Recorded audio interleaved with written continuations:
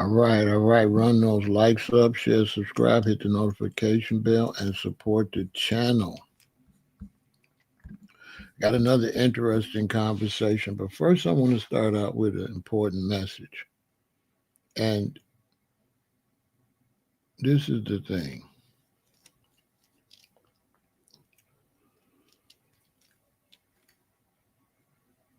When you live in a country like we live in the United States,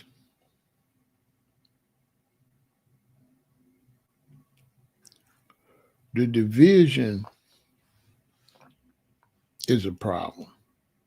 Racism is a problem. Sexism, any type of division is a problem because you live on a landmass that could have attacks from other nations, which anybody on that landmass would be affected by. And most of all, natural disasters. And natural disasters don't care about your race, your gender,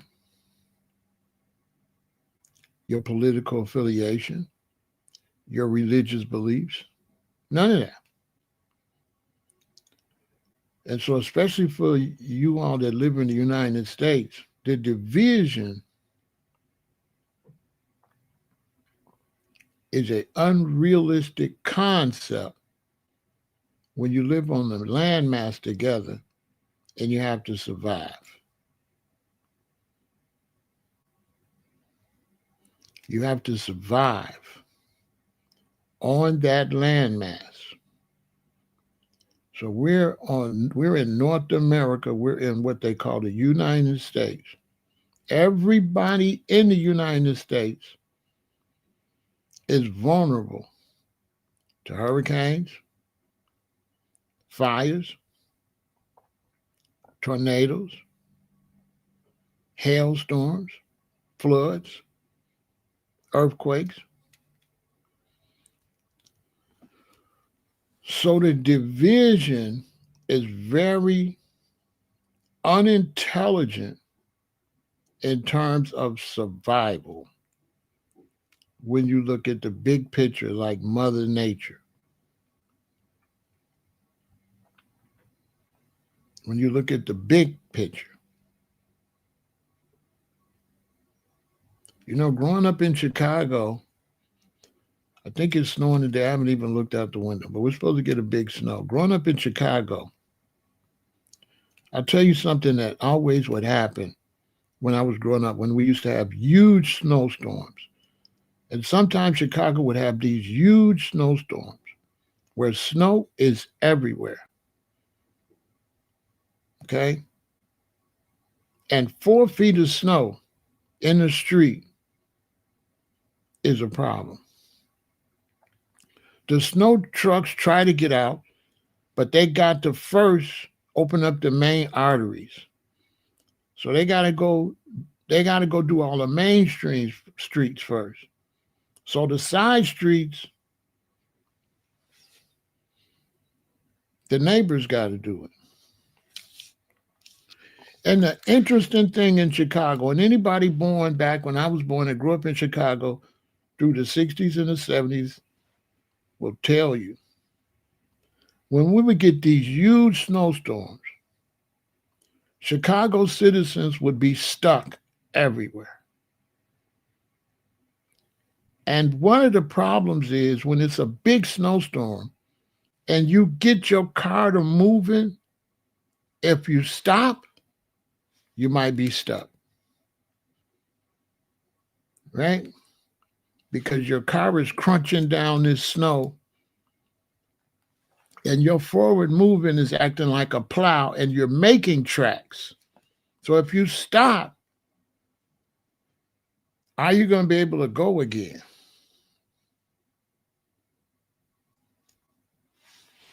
And when you're driving and you get to an intersection, if somebody's stuck in that intersection, You stuck too. I don't care if they're white, Chinese, male, female, black, whatever. If they're stuck, you're stuck. So what you find when Mother Nature kicks in and messes everybody up, people drop their differences. They push each other out. They shovel each other out. This is a fact. That if I get stuck, some whites will get out their car and push me. If they get stuck, whoever there trying to push the person that's stuck. All we know is somebody's stuck. We don't care who it is. Racism, sexism, classism, all that goes out of the window under emergency situations. This is absolute fact. Anybody in Chicago that been through big snowstorms will tell you. All that goes out the window when everybody's car is stuck.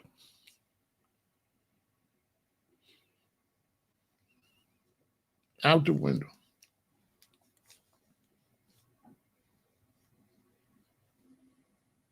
This is an absolute fact. People are so nice during a big snowstorm. Extremely kind.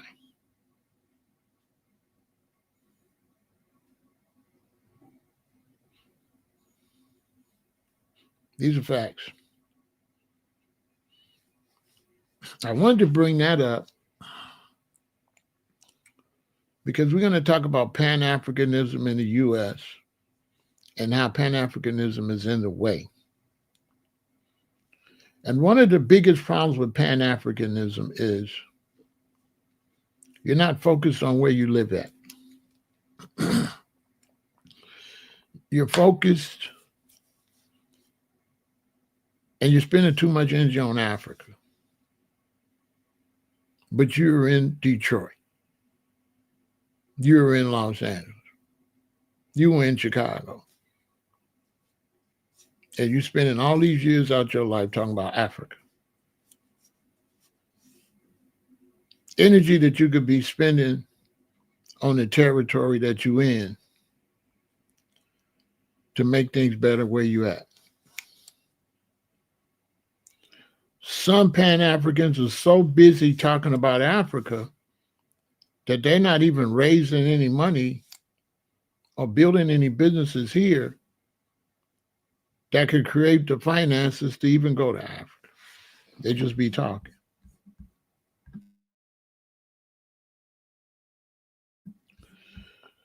We got Pan-Africans over here that's been talking Pan-Africanism for 20, 30 years. Still in the U.S.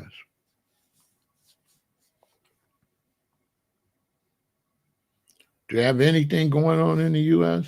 No. Nothing.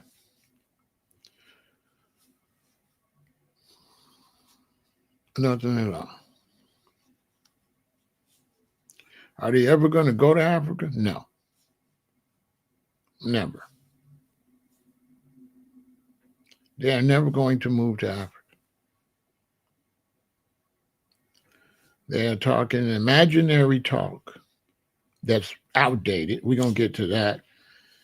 Maybe I'll do a second video on that, how that's outdated anyway, and it's found to be unreliable. Because in terms of Black people, you don't know who's African and who's not. So how can you push Pan-Africanism when you don't know where these Black people are from?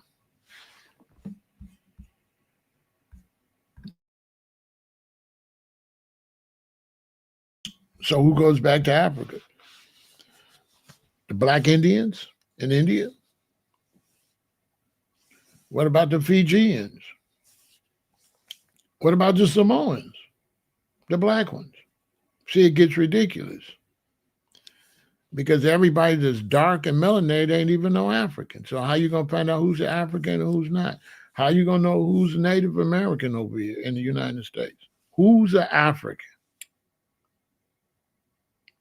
Because the only people we know for sure is Africans is people in Africa or people that move from Africa. The rest of us are mixed, which would make you not be an African, actually. You wouldn't be an African if you're mixed. Like my family, my mother's side is Sioux, so I wouldn't be considered an African. I would have some African blood, but I'm not an African. You'd have to be a pure African to be an African, I would think. I don't think my great grandmother on my mother's side could be Sioux and not be African. Now I can relate to Africa. I got African DNA. I can relate to Egypt from some DNA, and I can say I have some African DNA, and I want to go to Africa based on my African DNA. But the Africans are not going to consider me an African.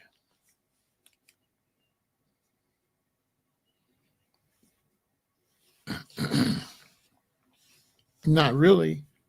Now, in some cases, if you're able to have your family was able to maintain a lot of African DNA and a lot of African features, then you could do a blood test or whatever, genealogy, and they'll say, okay, you're African, you're from this tribe.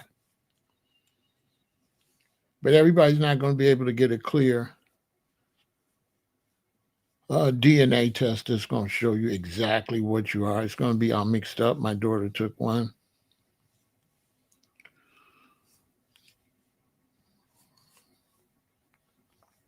But the concept of Pan-Africanism in the United States, Pan-Africans are in the way. Because now we got these black people that ain't doing nothing here, and they're just dreaming about Africa. They won't go to Africa, and they won't concentrate 100% on being over here.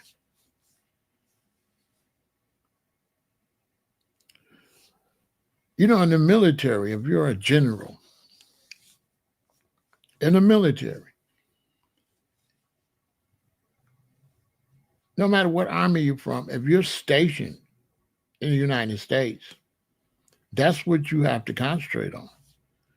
They're not going to station you in the United States and you're thinking about somewhere where some other generals are stationed. A general is going to focus on where they're stationed at. So if you're military minded and you're stationed on the United States, that's your goal and your objective, and that's your focus. You're not stationed in Africa if you're a general, if you're really a ruler like myself. I'm a ruler and I have to show my leadership here. This is where I'm at, and this is what I got to do what I got to do. Brothers in Africa have to run Africa and rule Africa and control Africa. Generals over there, pharaohs over there, kings over there have to do what they have to do over there. I'm responsible for the people over here. I'm not responsible for nobody in Africa. I'm not thinking about Africa. For what? I watch what's going on in Africa, but I watch what's going on globally anyway. I watch what's going on in Brazil. I watch what's going on in Europe. I watch what's going on in Trinidad, Jamaica. We just watched the hurricane in Jamaica. We watch, but I'm not invested in Jamaica. I'm a foundational Black American. I'm born here. My mother and father born here. Their mother and father born here. Their mother and father born here. And their mother and father born. Everybody born here. Everybody. Way back. On a side note, get ready for reparations. Go get your family history. Get your family lineage in this country so you can get your reparations. Your lineage here so you can get your reparations. So you can stand on the abuses of slavery Anytime you want to overlook the abuses of slavery and think about Africa, first you're a coward. That's another story for another day. If you don't want to stand on business here and the atrocities that happen right here, and your mind way over somewhere else that you won't go, we really need Pan Africans to get out of here. I speak for a lot of Black Americans. If you're not going to focus on our situation 100%, you in the way. You in the way because we got serious issues going on. There's a rise of hate going on too, and we need to be focused. And, there's 50 million of us. So if you're a general, you know that you can't get 50 million people out of here. Therefore, you got to stand strong and you got to focus on them 50 million. You can't be no coward, constantly talk about another land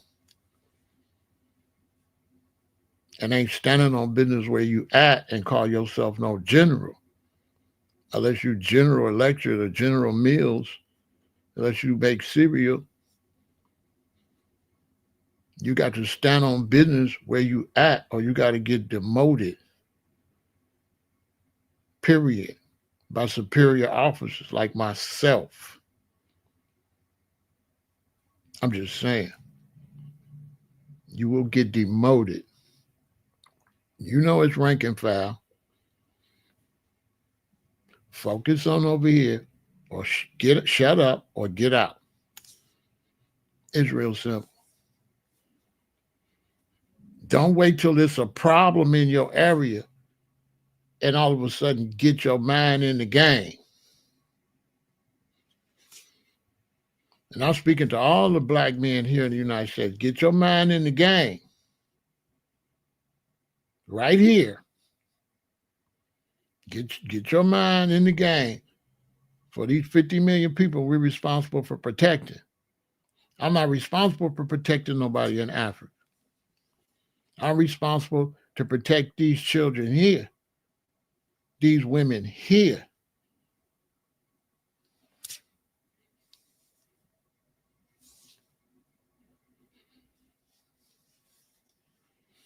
And now, with our updated knowledge, knowing how many melanated people around the world, we own some melanated globalism now. Pan-Africanism is, I'm going to talk about that later on tonight.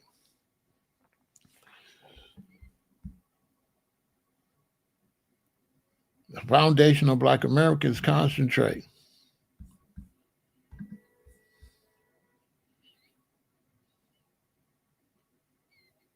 Keep doing what we're doing. Look at the millionaires over here and look at the millionaires in Africa.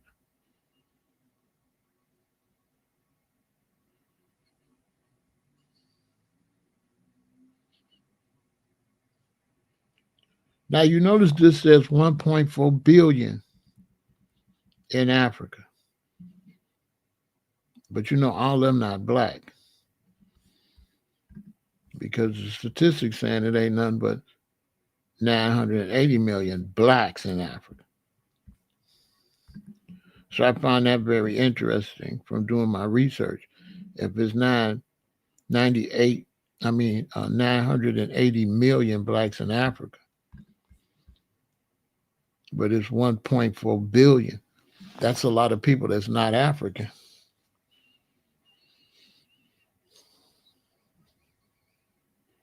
It looks like there's 500 million people in Africa that ain't Africans. What y'all think? Almost at 4.4 billion is almost 500 million, right? If there's 1 billion Africans, but the population is 1.4 billion, there's 0.4 billion people in Africa that ain't Africans. What y'all think about that?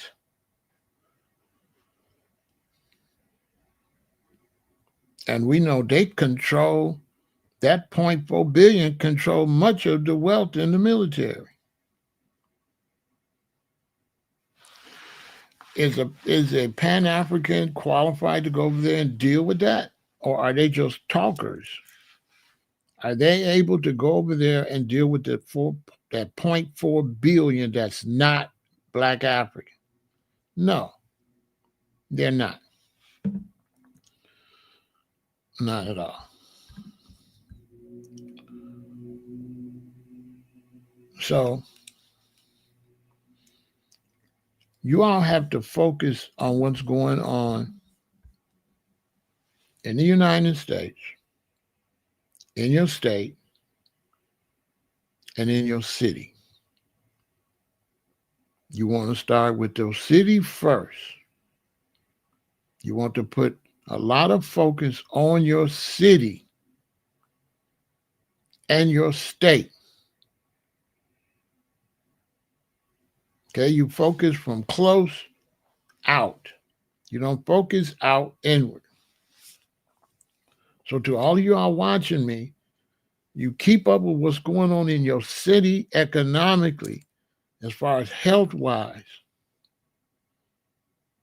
right? And things like that. 80% of Africa is Black. The vast majority of these individuals live in the country south of the Sahara Desert. Yeah, because all the money is north, and they conquered that and took that. All the oil, all the money, all the access to Europe to do trade. So now if you want to do trade with Europe, you got to go through non-Africans to do trade.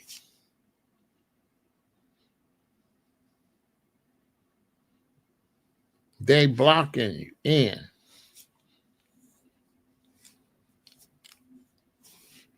Basically. You know what I'm saying? Real Blackmatic. Ain't they? They got you blocked in because they got that whole northern part. And they got the biggest military. Their military is crazy. I was going to do a live stream where I was going to talk about the Black unit over here, the Blacks in the military that the United States government got stationed in Africa, the generals and stuff. And I wanted to show the African militaries. So I Googled large militaries in Africa.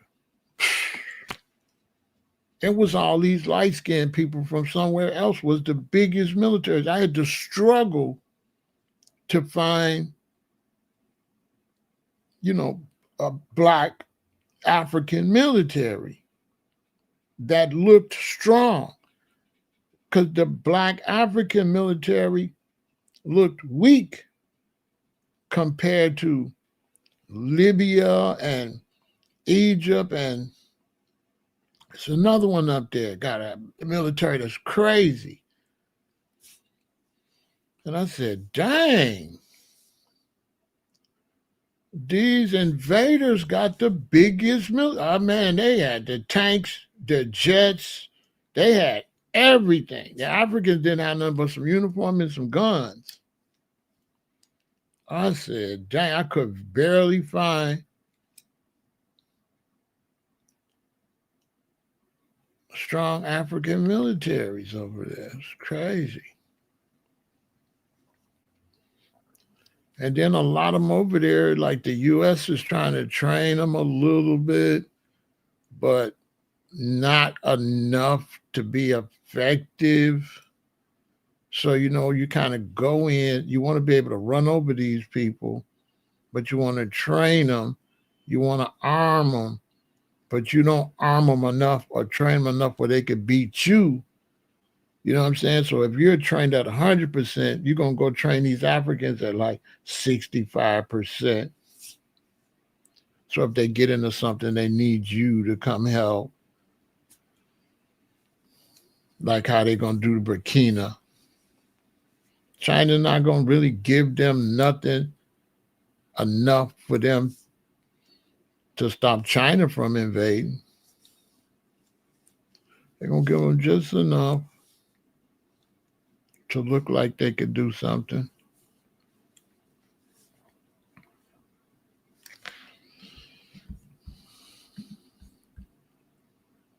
So we got the money. So some people say, well, Pharaoh, shouldn't we go invest all that money in Africa? Not without the military capabilities to defend your investment.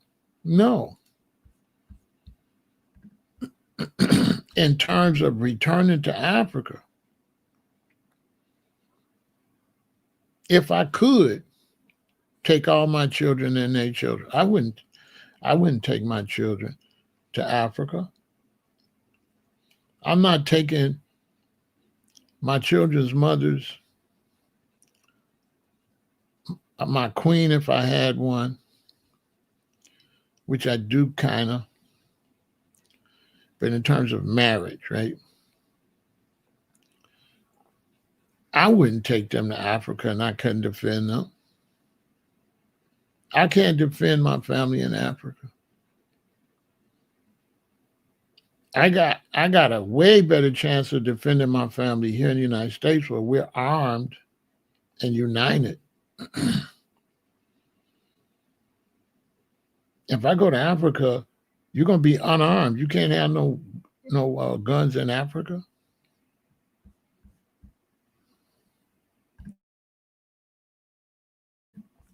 That's why Africa's a no-no right off the top.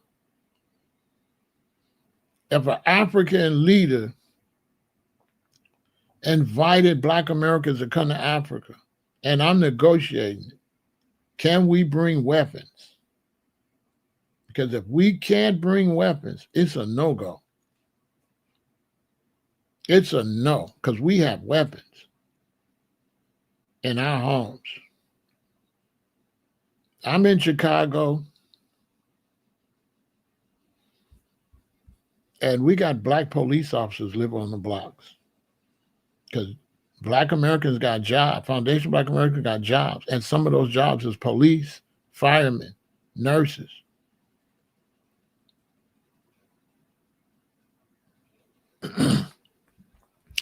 Investing in a country, investments, Goshen, you know, that's what investments is. He'll tell you, when I make investment, to me, it's like rolling dice. I'm taking a chance. And so when I make an investment, I break my money up and I make this investment and I cross my fingers and hope to God. You know what I'm saying, Coach? I make an investment and I cross my fingers, you know. I cross my fingers. I think I made a good investment. You know what I'm saying? Drinking a fifth. I don't drink, bro. I'm a plant-based vegan, Kemet TV. I'm a plant-based vegan. I've been a vegan probably longer than you've been alive. I went vegan in 1978. I haven't ate meat since 1978. I don't drink. I'm drinking this is lemonade. This is lemon and maple syrup.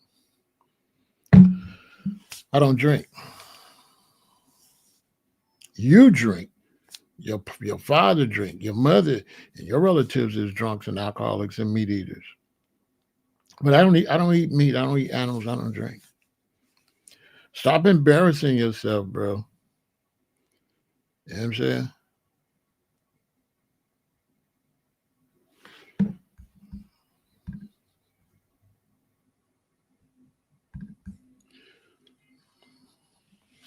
He don't got nothing to do.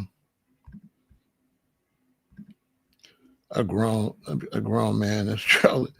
Some brothers on social media, they gotta get a life. You know, anytime you got a life and you on there like that, you gotta get a life. You gotta get a wife. You gotta get some children. You gotta do something with your life. At that point, your life is horrible. That's all I get out of it. Life is in the trash. I don't got time to be watching nobody else making weird comments. Internet, it's a bunch of losers on the internet. I tell you that. They got the nerve to use Kemet and be doing loser stuff. See what I'm talking about? Disgracing the word Kemet. And, if you're Kemet TV, you're supposed to be, on something. You're not supposed to be no Sesame Street, Cartoon Network stuff. Unbelievable. It's a shame. on the internet. In real life, he quiet. He ain't doing all that in real life like that. That's the internet. I meet him in real life. He won't even tell me he came in TV. Because I'll turn your TV off. You know what I'm saying? Me, I'll turn your TV off like it's real over here. You know what I mean? I'll change the channel. You know what I mean? Boy, you better stop playing with a real one. You know what I'm saying? You play too much, bro. Y'all need to know what y'all be playing with on this internet. That's another story on another day. You know what I'm saying? Moderators, take care of the weirdos. Don't ban them. If you do, I'll go unban them. If you ban them, go ahead. I'll unban them later. So if you want to ban them, ban them. Mods, do what you do. If you want to ban them, ban them. I'll unban them later. I unbanned about 1,000, seemed like 1,000, 1,500 people I unbanned. Yeah, I'll turn this TV off. This Chicago, like, people don't understand. I'm really not nobody really play with like that, but that's another story for another day. Do I look worried? Like, people bumping into me outside.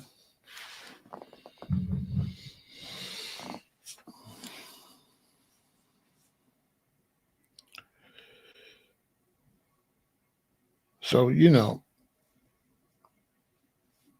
the Pan-African stuff to me is a distraction, like when we hear. I like religious stuff better because people that's religious still focus on where they're at. So a brother be a Hebrew Israelite, but he's still focused on where he's at. He just dealing with Yahweh. A brother be a Muslim in the Nation of Islam, but he still be focused where we at. So I like the religious vibe better because the religion is just you trying to be on some righteous stuff where you at. And really to defend your land, you got to be on some righteous stuff. You know what I'm saying? So the religion, I'm cool with the religion. I'm cool with the historians that like to do history. I don't like the Pan-Africans because they won't never go to Africa. They should not be trolling about Africa. They should be in Africa working. And anytime you're a Pan-African, but you don't never go to Africa, you end up trolling about Africa. You see what I'm saying? And don't nobody want to watch you year after year after year keep talking about Africa, you don't never go. Now you looking fraudulent. Because Africa's right over there. All you got to do is get a plane ticket and just go. You understand? If your mind is on Africa, you're not going to Egypt because the Arabs run it. So that's phony.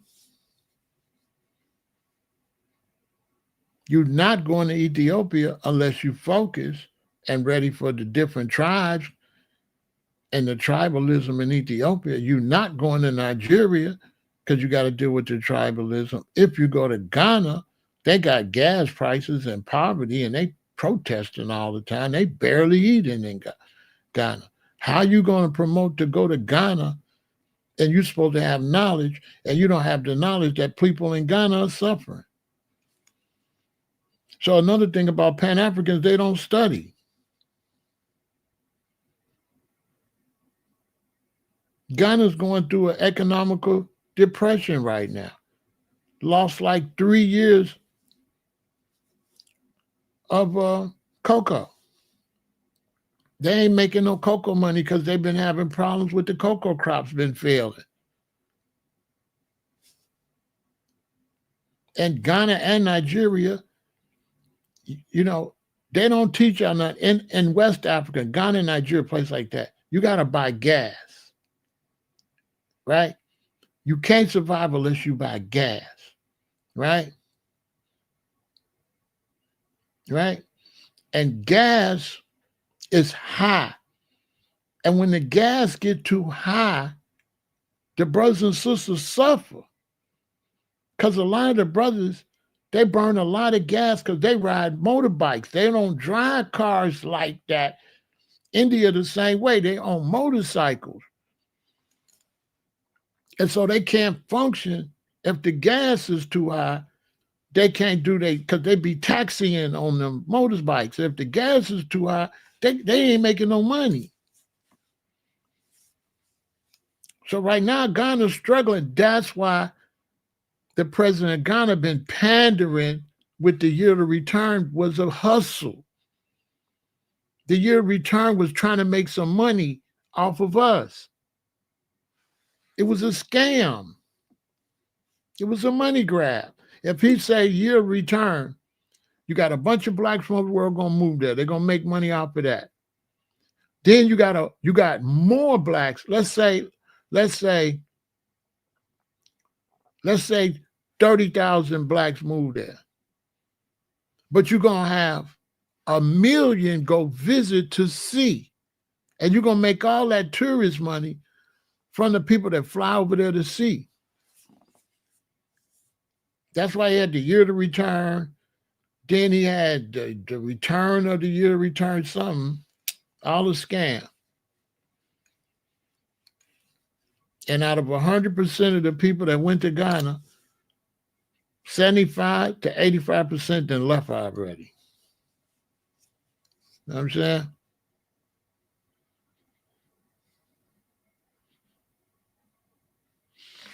Yeah, we in these bad, I'm in Chicago with all these situations I'm going on.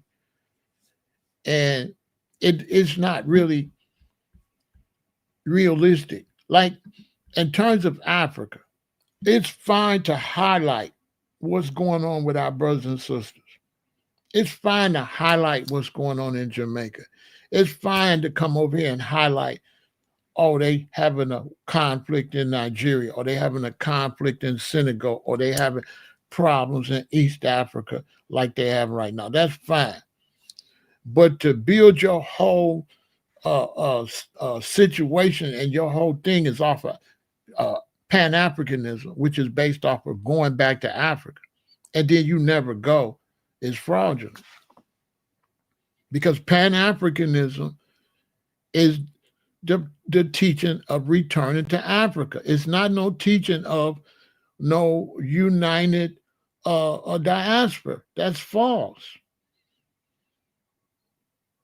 The uniting of the diaspora is supposed to be when we all get to Africa.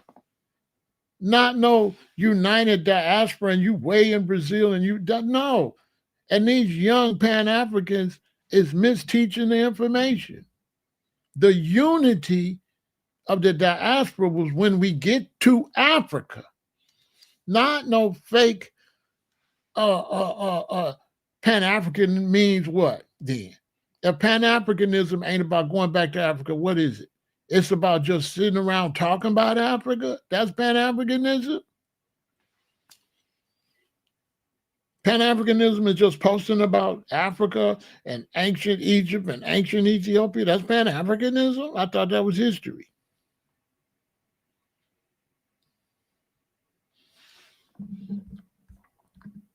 Yeah, they did.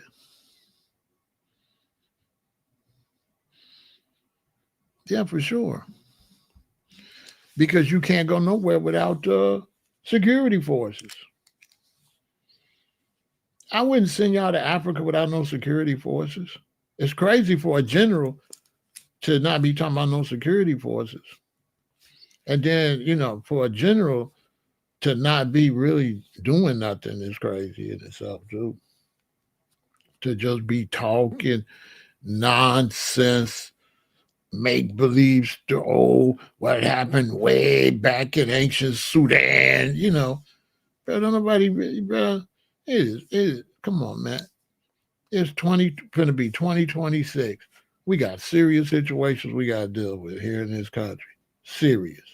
And we got to unify brothers and sisters in this country so we can fight against all this hate that they're trying to push We got serious issues.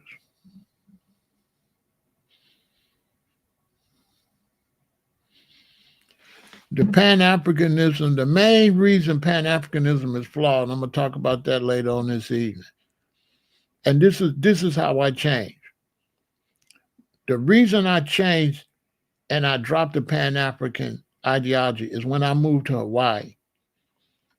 And when I moved to Hawaii and I got around all these Fijians and all these Black Samoans and all these other different types of Blacks that ain't Africans, now it gets to the point where, okay, who's an African and who's not? Because being an African has nothing to do with the color of your skin or being melanated. Being melanated has something to do with what climate you live in.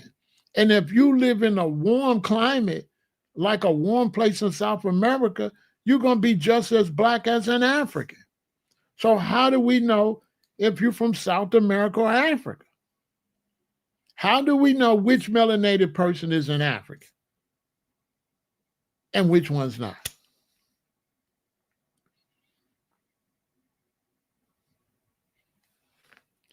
The Fiji's history, because we was going to go to Fiji after Hawaii. So we went down there, we studied. And the Fiji's history is that they come from Kemet. But the Fijians do not consider themselves Africans just because their history said they are Fijians. You understand? They are Fijians. You have people our color, that lineage does not trace to Africa at all. And then you have people our color that's not in Africa, that lineage do trace to Africa. But the color of your skin is based on the sun, not Africa. And if your people was anywhere where it's hot, they're gonna be dark. They're gonna be brown. They're gonna be Black. And then you can't get them there. So check this out. The USA, 48.3 million people in the U.S. identified as Black. Pan-Africans cannot get no 50 million people here. But this is what's interesting. Look, it says 40.3 million, right? Now look at this. But FBA, right, is estimated 43 million. 48 million. That means there's 5 million Black people over here that's not what? FBA. So it's good, it's safe to assume that 5 million might be Africans. Now, why that 5 million ain't going back? Why they ain't Pan-Africans? Why you want the 43 million to be Pan-African when the 5 million ain't Pan-Africans and they from Africa? Africans ain't Pan-Africans. What I look like being a Pan-African with the word African when there's no Pan-Africans in Africa. There's no Pan-Africanism in Africa. There's no Africans in Africa. There's Ethiopians. There's Nigerians. There's Ugandans. There's Senegalese. There's Ghanaians. There ain't no people in Africa called Africans. So what is Pan-Africanism? It's some stuff Garvey and all them before him made up before they had any information. That stuff is old and washed up. Them brothers did the best they can back then, but we space age, we got more information. Pan-Africanism is old and washed up. It's like black and white TV. It's something we kind of respect. They made it up, but that's what I keep saying. Them old scholars, they did the best they could then, but you all got more information than them. They didn't have access to the information you got. So how much you gonna listen to somebody that got less information than you? Those scholars, the Dr. Benz, the Henry Clarks, they had more information than the ones before them, right? All right, We got more information than them. And we have a different information than them. Those scholars was teaching people that didn't know nothing, that come up through slavery from, right? We don't come up from no slavery, so we don't care nothing about all that. The information that was interesting to me was based on my parents didn't know any of that. That information that was interesting to me is irrelevant to my children and my grandchildren. The information I learned was based off of the feeling of not knowing who you are. But my children and them, they already know all that. That's irrelevant. Their daddy know all that. So they don't have that feeling of trying to find out who they are. The next generation got a feeling of getting some money. Economics. That's what they're concentrating on. Economics.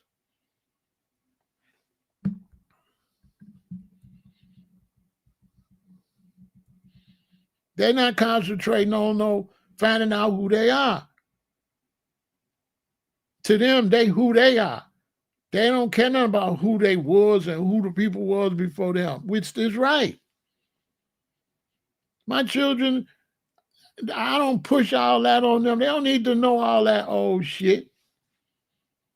I needed to know it because my parents came from the South and they couldn't read as well as I could read. I was the one to read better, do math. When my daddy used to add up his bills, he would call me, Michael, come here. Is this right? I'd be like, yeah, that's right, Daddy. So I got a better education earlier.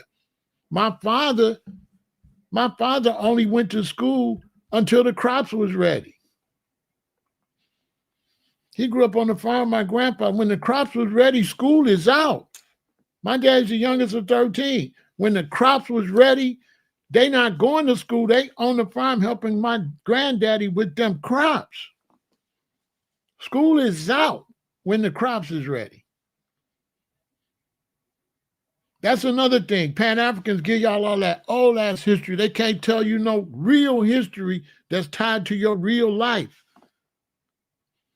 The most valuable history is the history closer to you. Ancient history ain't valuable.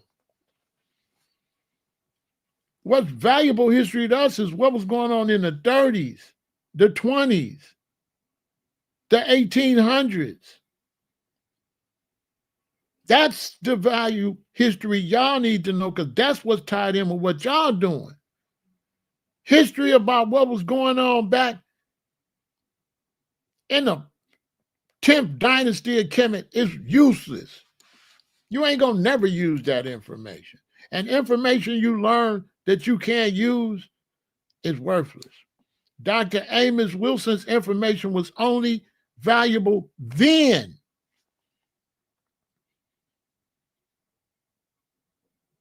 It's not valuable now. The people that learn that should be living that already. He take the information, I live the information, then my children born off the information I learned from him.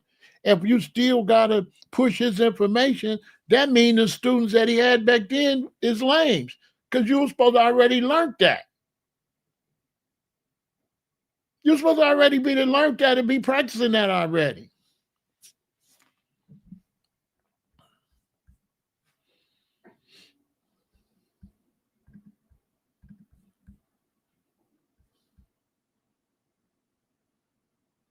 You understand?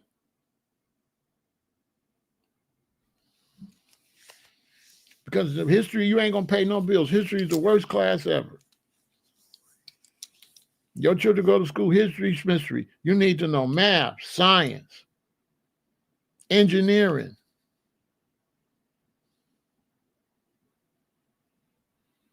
You understand? I already learned Amos Will. I already learned all that. Why my children got to learn that? I put what I was interested in to play, and that's it.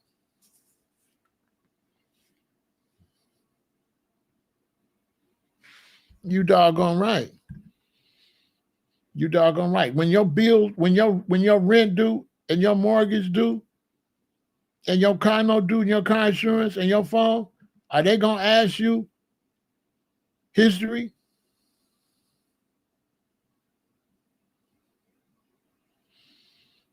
Huh? That's how you gonna pay your mortgage? By knowing some king in Africa, what somebody did in ancient Egypt? As a matter of fact, as far as Egypt go, as far as pharaohs go, pharaohs don't deal with history. So these dudes don't be practicing pharaohs, they be studying pharaohs. I am a pharaoh, and a pharaoh don't give a damn about the last pharaoh. A mayor don't care nothing about the last mayor. A president don't care nothing about who was president. So these dudes ain't practicing Kemet, they studying Kemet. They not really Sarahs, they not really generals or really pharaohs. Pharaohs go forward. They don't go backwards. A pharaoh, right? If I'm a pharaoh, if I'm a Sarah, am I responsible for people in the back in history, or am I responsible for the general public today? A pharaoh is responsible for the people today. Focuses on the issues of people today. Make sure there's security and armed forces for the people today. Pharaohs don't give a damn about the last pharaoh.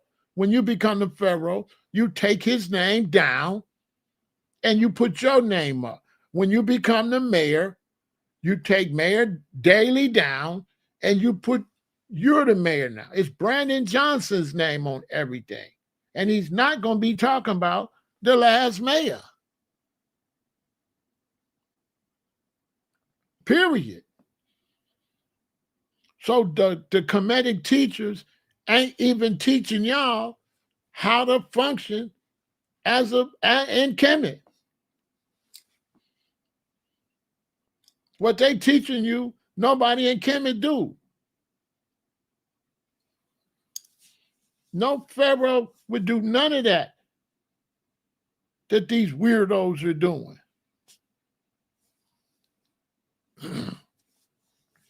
In ancient Kemet, if I'm the pharaoh and I said, we're going to build a river, or we're going to dig a hole there so the river can run this way. And you said the last pharaoh said we shouldn't do that. Throw him in the crocodile thing. You can't say that. You can't tell me what the last pharaoh said. That's considered disrespect in ancient Kemet. In ancient Ethiopia, in any ancient black civilization, you can't tell me what no last king said. That's disrespect. Because kings and pharaohs and leaders deal with today. And what we got to do today and securing our nation for tomorrow, not yesterday. We go this way, tomorrow, secure our people for tomorrow. And my responsibility here is to make sure that foundational Black Americans realize you got to have your security up. You got to unite. You got to have your weapons to defend yourself. You got to keep your head on the swivel. You got to pay attention to what's going on here. You got to make sure you got food saved up. You got to make sure you got food saved up.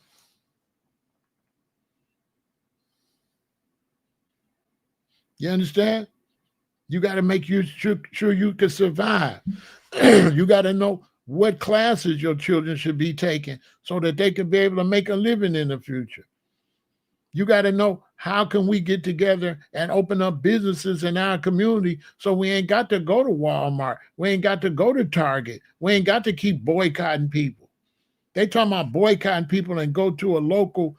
There ain't no local place. They tell you boycott and buy local. Right. There is nothing local.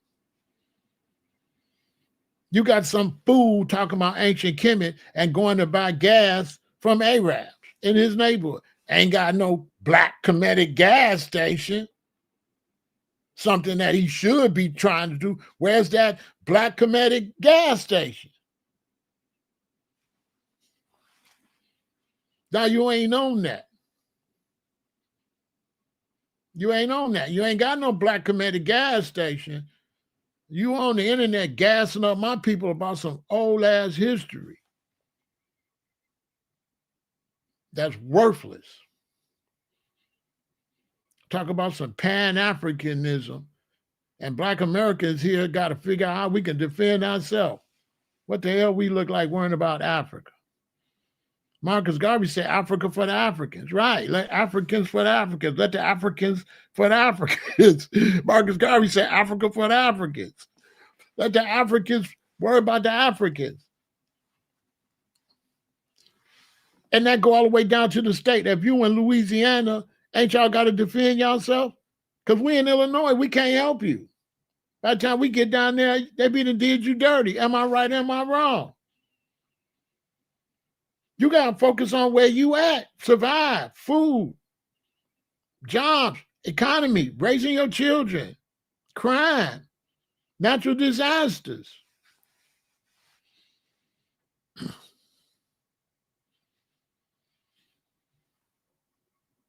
You don't got time to be worried about that stuff. So look, 48.3 million Black people in the United States, right? But they say only 43 million is foundational Black Americans. Canada, 1.5 million people. Brazil, 20 million people. 20.7, almost 21. Mexico, 2 million people. 2.5 million. Europe, 7 to 10 million. Africa, 980 million. Now tell me this. They always talk about go back to Africa, right? The Pan-Africans. All right. 48 million in America. 1.5 million in Canada. 20.5 million in Brazil.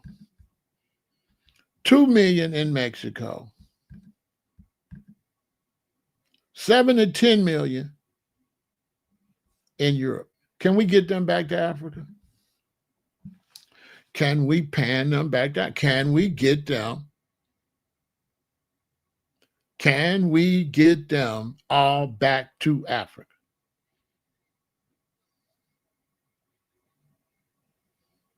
How? How long will it take? And do they want to go to Africa? Because all of them up there in Europe left Africa. So how much does Pan-Africanism make any sense to Africans that left Africa? You think if I came over here from Nigeria to make some money, you think I'm going back to Africa? And if a brother, my friend, come from Nigeria here to make some money that he can't make in Nigeria, how you going to convince me to go to Africa when my brother from Africa don't want to go back? Because I got African friends. And many of them say they ain't never going back to Africa. Because I be outside. I don't be reading no books, no old books. I be talking to people today, yesterday, the day before last week. My Ethiopian friends here, they don't never want to go back to Africa. They building restaurants here and they trying to be here. Them Ethiopians in Washington, D.C., they don't want to go back to Africa. Trump trying to make them all get out and go. They don't want to go. Ain't no opportunity in Africa. There is no opportunity in Africa. You know how stupid you got to be to have all your brothers and sisters coming over here for opportunity?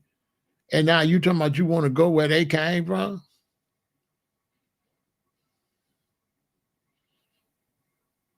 And let them have your space and you go over there where it's starving at? With no weapons and no military to defend yourself, and you call yourself a general and you want to go to Africa, you telling people about Pan-Africanism, where they got to go, and you've been talking Pan-African, ain't never pan to Africa, just talking. Panhandling Africa is what you should call it. Hustling, making money off of talking about Africa, exploiting the people, ain't bringing them no real knowledge where they can survive today. Pimping the people with the, listen, man. A lot of these Pan-African revolutionary brothers, what they say about the church, they say the church be selling you a dream about going to heaven, don't they? And guess what they do? They do the same thing with Africa. Pan-Africans ain't nothing but red, black, and green preachers that's changed heaven for Africa. In fact, it's the same scam. Same way you're dreaming to go to heaven and it's going to be better when you go somewhere else. It's the same principles behind Pan-Africanism. They just made Africa heaven. If you go look at a lot of pro-black brothers, they talk just like preachers. Dr. Umar is like a reverend that be taking people money. The general is like a reverend. Nothing but a red, black, and green reverend. Facts. The same way the reverend always going in the Bible, some old stories, that's the same way the general always want to go back in some old comedic stories. Buy them old washed up stories from off his Patreon. What's the difference in that in Christianity? Make it make some sense. Let's take a break and I'll finish stepping on people.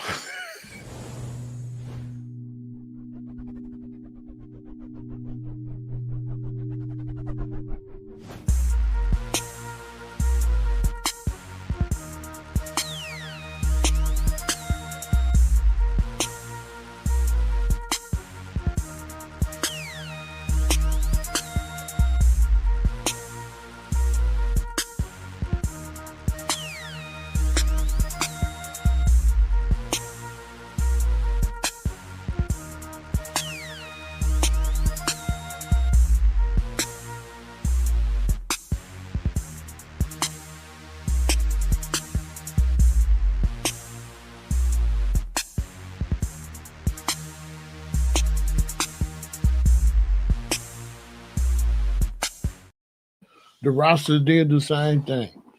The Rastas, Africa, go back to Africa, it was religious. It had no economical information.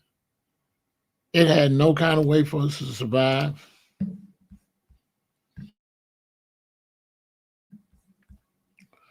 After a while, they didn't even teach to eat right. Itals, Vital disappeared.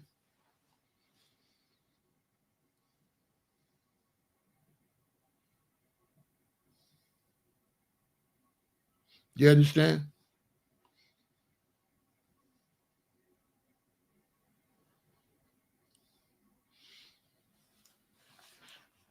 Everybody made up a new religion.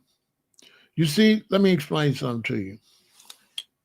When you get to the when you get to the mid 70s and on, right after the Black Power movement, blacks started to become, a lot of blacks became disenchanted with the church. But even though they was disenchanted with the church, they still had the same Christian ideology. So they took their Christian mentality and made it red, black, and green, right?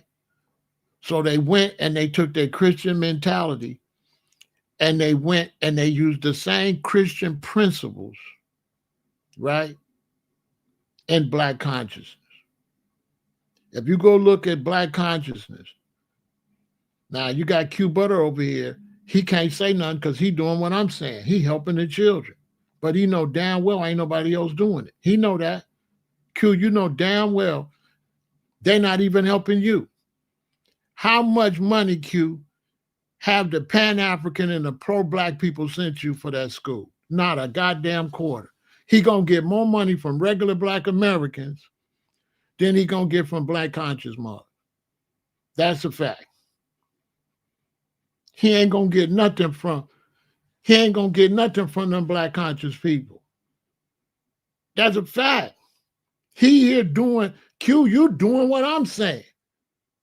You got knowledge and stuff, but you here teaching the youth how to make it in the future. And I guarantee you, he get more money from regular blacks. And look how many black this, black that. They don't send him a quarter. Not a dime. He's supposed to be bigger than that. With all these Pan-Africans and all these Kemetic and all these pro-black people, that school's supposed to be as big as he's supposed to be in a big old building, a college. So they want to go back to Africa, but they can't help their brother build this school. Facts.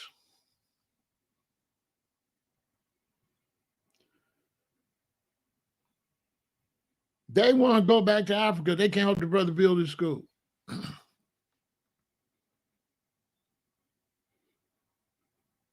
You want to go back to Africa, but it's a whole bunch of Africans in New York don't want to go back to Africa. You know what I'm saying? Like, I swear to God, I got African friends. They ain't going back to Africa. They sending money for their family. They're not going back to Africa. Not at all. Nigeria is one of the most educated countries in Africa, have produced the most doctors. And there's no Nigerian doctors in Nigeria. They all left. Nigeria got to import doctors. Look it up. Nigeria got to import doctors because Nigeria is so corrupt that they left.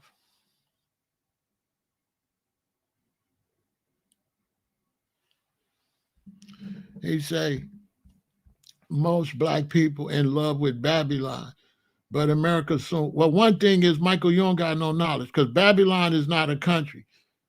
Babylon is a concept and a mentality. And you think Babylon is America. So you don't speak no Rasta. You're not no Rasta. You don't have no Rasta knowledge, brother. Because Babylon is not America. If you're down in Jamaica doing fuckery, that's Babylon, boy. You know? So you don't even know what Babylon is. Okay? Okay? Now, I see you got your little Rasta crown on, but you're talking a big Rasta, you know? You don't know what Babylon is. Because you got an American flag. So England not Babylon? Canada not Babylon? Russia not Babylon? Babylon is a concept, bro. It's not a place. So when Rasta say fireborn Babylon, they mean the Babylonian concept, bro, not America.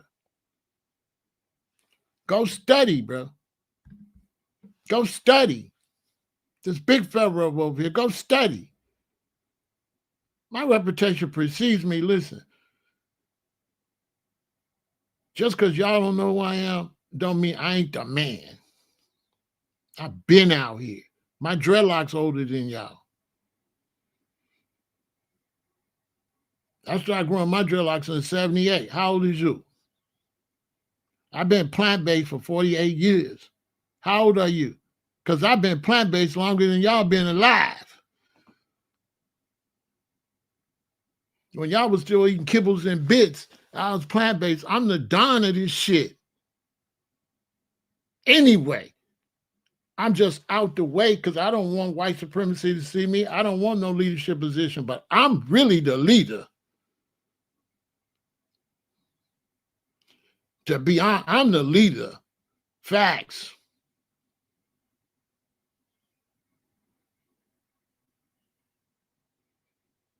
What I tell Sarnetta now? They said, what is you? What I said? I said, I'm a shooter.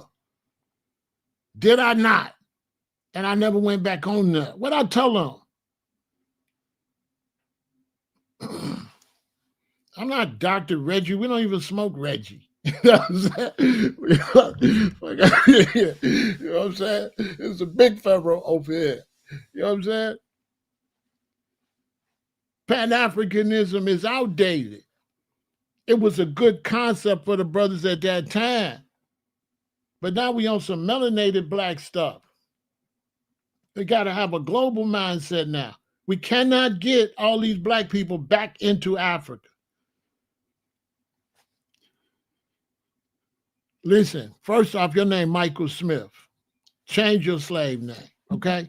Bro, you got a slave name. I changed my slave name before you was born, okay?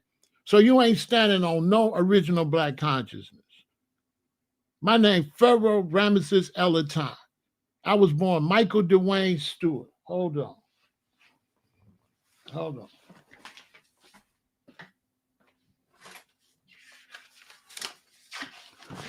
Let me help you out, Smith, carrying that slave name. Okay, see?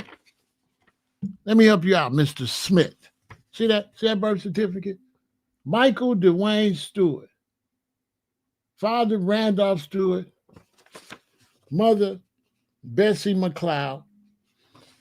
And they got married, and she's Bessie Stewart. Get you one of these papers, Michael. Stop being a little boy. See this paper? This my free papers. This say, he no longer a slave. That Michael Dwayne Stewart is now Pharaoh El-Aton, signed and the seal from the city. This was done August 11, 1981. August 11, 1981, I got rid of my slave name. Don't talk to me about no Malcolm Shabazz that told you they put an X on their name. You were supposed to change your slave name. So all y'all pro-black brothers, you ain't even standing on the principles that the OGs taught you. Elijah Muhammad and all them said, change your slave name. No, you don't want to be Kunta Kinte. You Toby. Listen, stop talking to me, boy. You a Smith.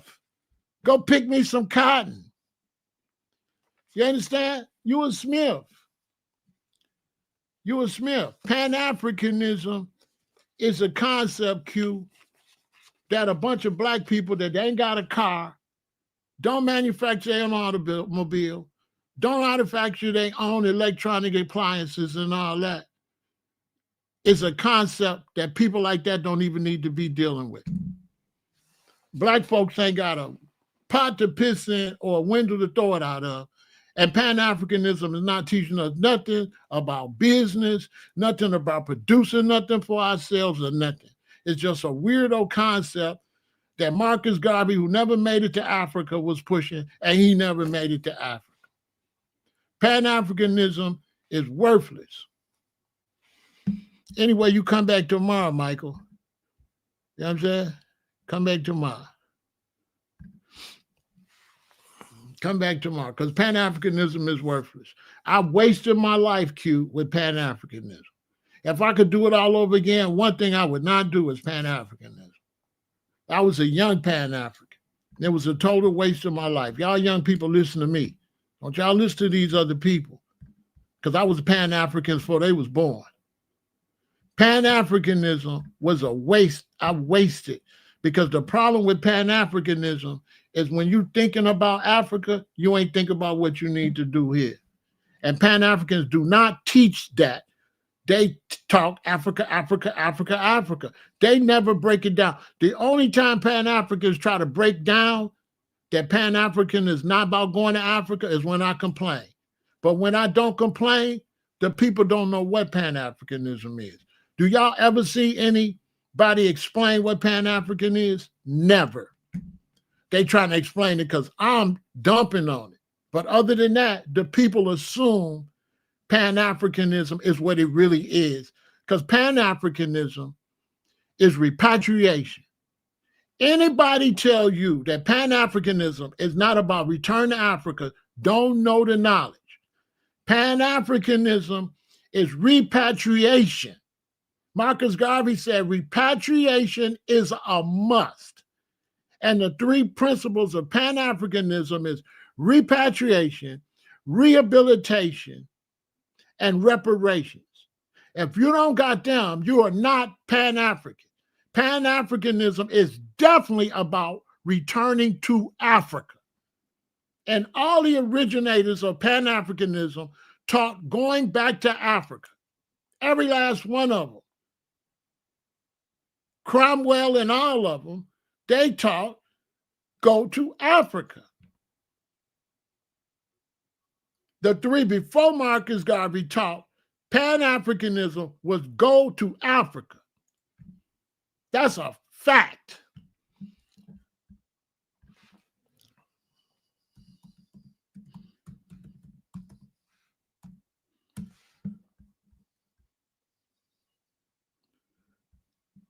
Look, that's a fact.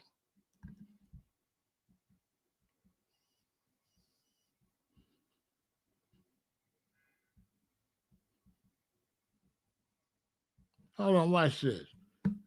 Pan-Africanism is definitely returned to Africa. They trying to move the goalpost. Okay? They trying to move the goalpost. All right? They trying to move the goalpost. Listen, I'm not the one. I'm not the one. Listen, they lying. Listen, there it is right there. Pan-Africanism was started by several key figures. Henry Sylvester Williams, W.B. Du Bois, Martin Delany, and Alexander Crummell, and Edward Blyton taught to go back to Africa. And then Marcus Garvey. These are facts. Now, let me show y'all something. Do y'all know anything about Martin Delany? I'm the only one taught on that. Y'all know anything about Alexander Cromwell? I'm the only one taught on that. Y'all know anything about Edward Blyton? I'm the only one taught on that. I'm the only one on this social media that taught Black people the history of Pan-Africanism. Facts. I got that video. Oh, how long ago I did that? The one brother, he went to Africa right away because he said what? He thought they might kidnap him and put him into slavery. Like what? 12 years a slave. 12 years a slave. Didn't they grab a free man and put him into slavery? So the one brother, I forgot which one it is. I think it's the one from the Virgin Islands. He went to Liberia. Why you think they went to Liberia? Pan-Africanism is the ones that went to Liberia. How Pan-Africanism ain't about going back to Africa when they went to Liberia? They went to Liberia.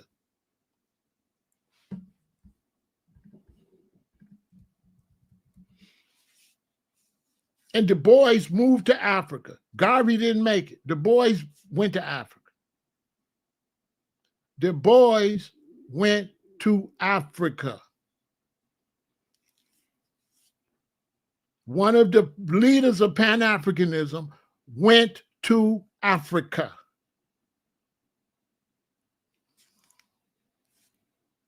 So how it ain't about what?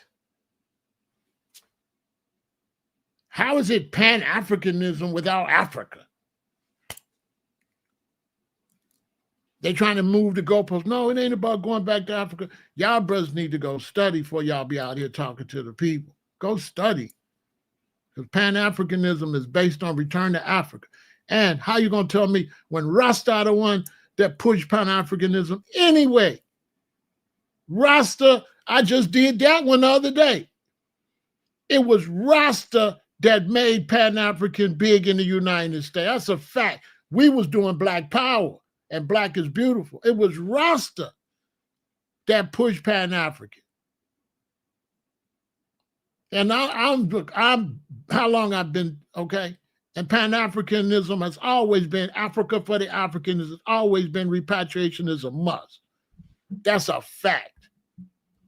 That's an absolute fact. Now, if you ain't no Rasta, you out your league. It's always been that.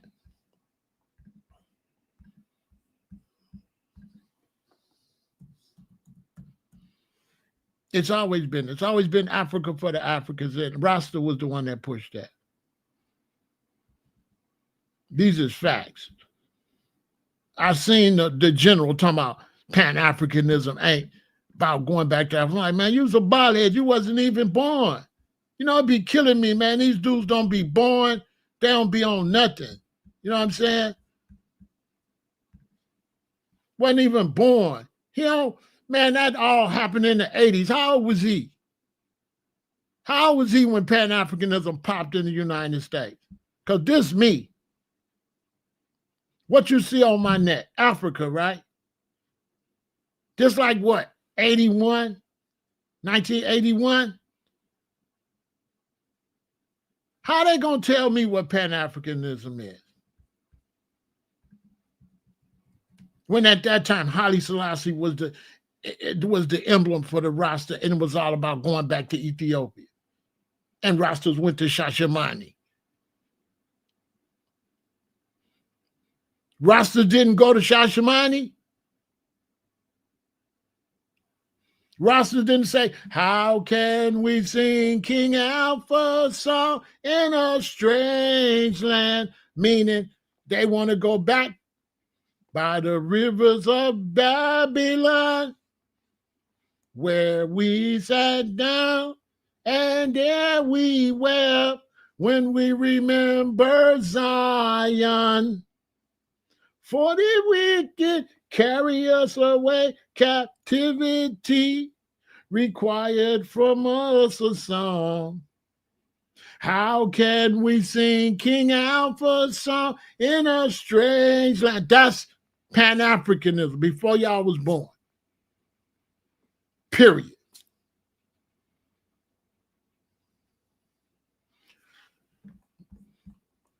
Now, the generals say Pan-Africanism don't mean you got to go to Africa. All out his body. I'm the only elder out here on the internet teaching. Ain't nobody else teaching. So the shorties, that's what they is to me. My shorties, they coming with all kind of misinformation, telling y'all false information. Garvey never went, but Garvey ain't the one that started it.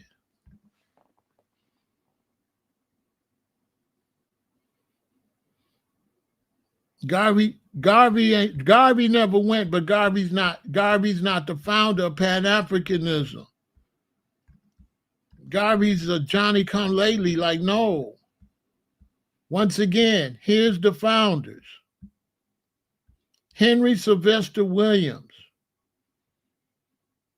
In the 1900s in London, W.E.B. Du Bois is also considered the father of the movement. Martin Delany. Martin was the one that came here and was scared they put him in slavery, and he went to Liberia. Alexander Crummell and Edward Blyden, they pushed return to Africa. Marcus Garvey came later. And then Kwame Nkrumah. So Kwame Nkrumah didn't teach Pan-Africanism was coming to Africa where he was at?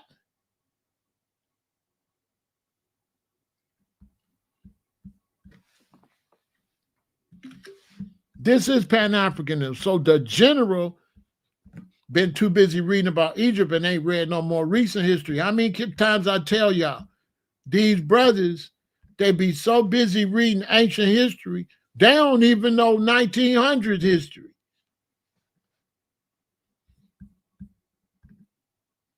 You can't tell them nothing, JP. They don't want to listen.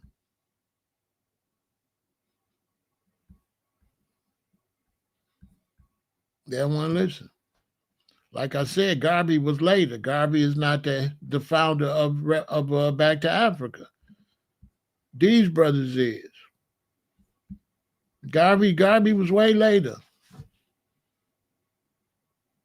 Pan-African, Garvey is not the one started Pan-Africanism.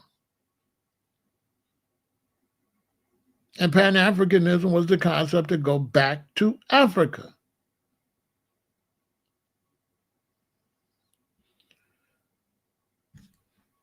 Well, what you want me to do? Tell y'all to make up something? I'm giving you the history. Once again, that's the problem with ancient history.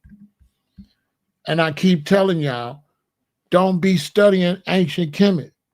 Study the 1600s, the 1700s, the 1800s. Study more recent history, got more to do with your life. What some dude did way back in the 15th dynasty is irrelevant. That's why you got the general. He always talking about the 15th dynasty. That's why his ass don't know nothing about Pan-Africanism, don't know where it come from. He know everything about ancient Egypt, but he don't know Martin Delaney and Crummell and none of that. He gonna get on there and tell black people that Pan-Africanism ain't about going back to Africa. Why? Because he don't know nothing. He studied way back, and he didn't study no recent history. Because if he studied recent history, that never would have came out his mouth. Because Kwame Nkrumah was a Pan-African, and he said, come back to Africa.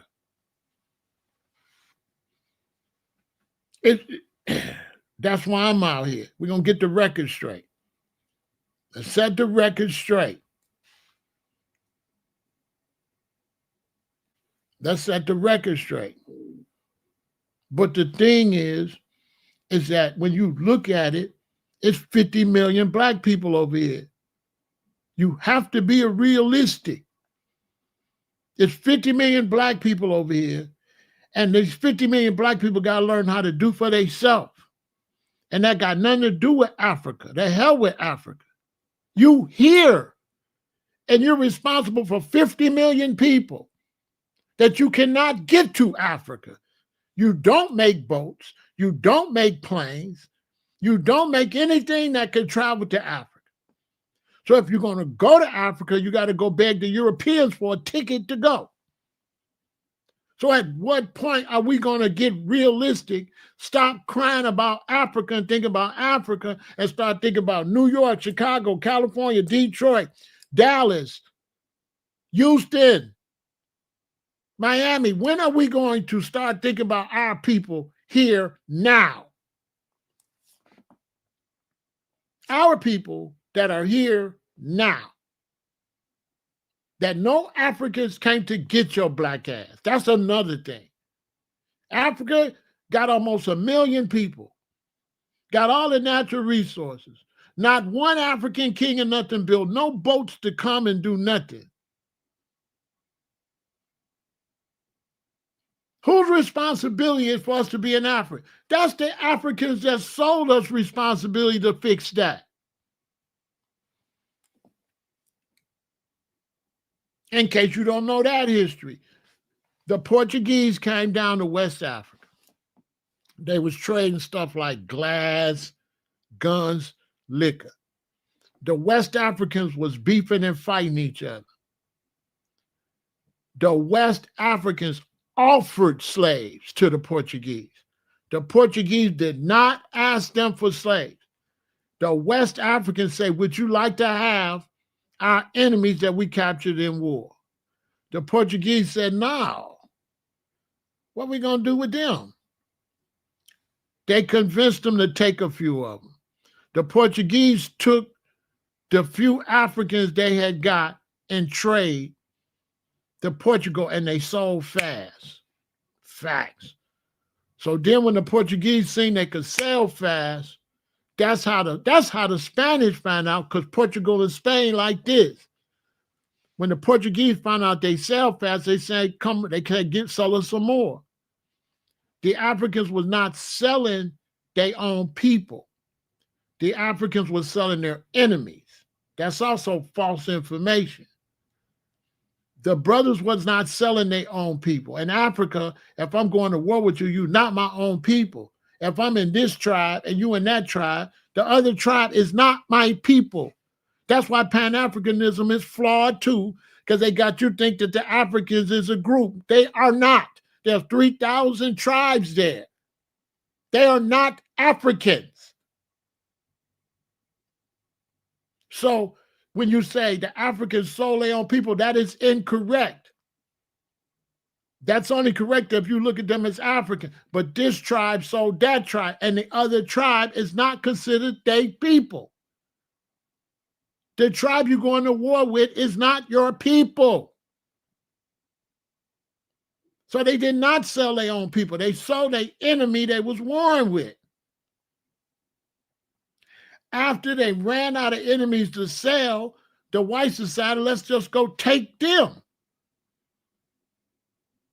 And after so long, that's when the whites had the Berlin Conference, where all the whites got together, surrounded Africa, and invaded, and just started taking you and your natural resources.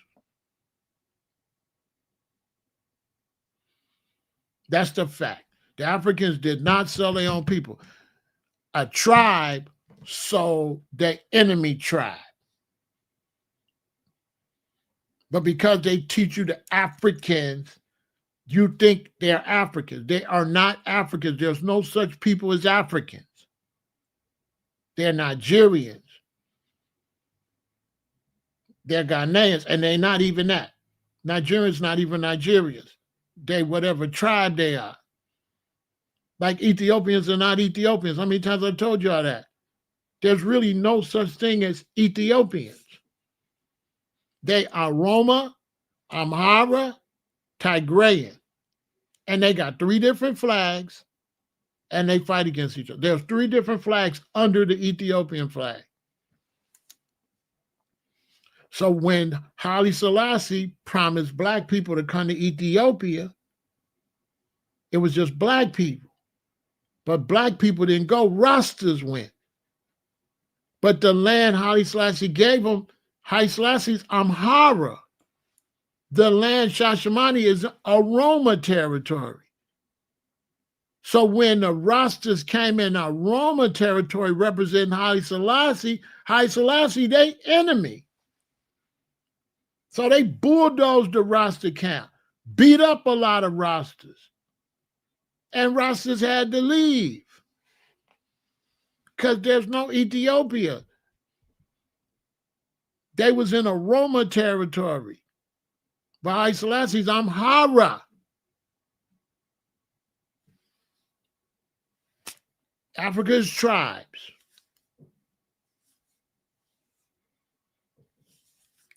Africa's tribes. Now, if just black Americans would have went over there, you probably would have been all right. But they went over there with pictures of Haile Selassie in the area that hate Haile Selassie. You feel me? Unfortunate, the Rastas didn't know till they got over there. They went over there, Rastafari, but them people hate Rastafari over there.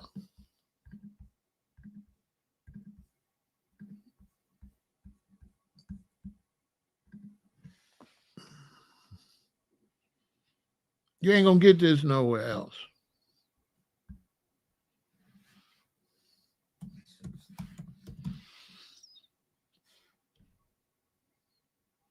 Them people hate, you know, so that turned out bad.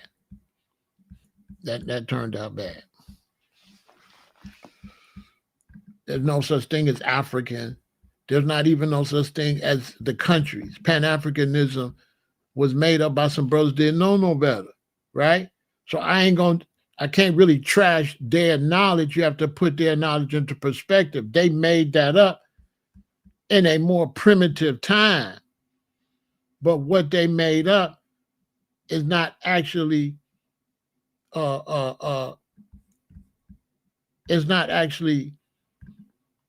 worth anything nowadays.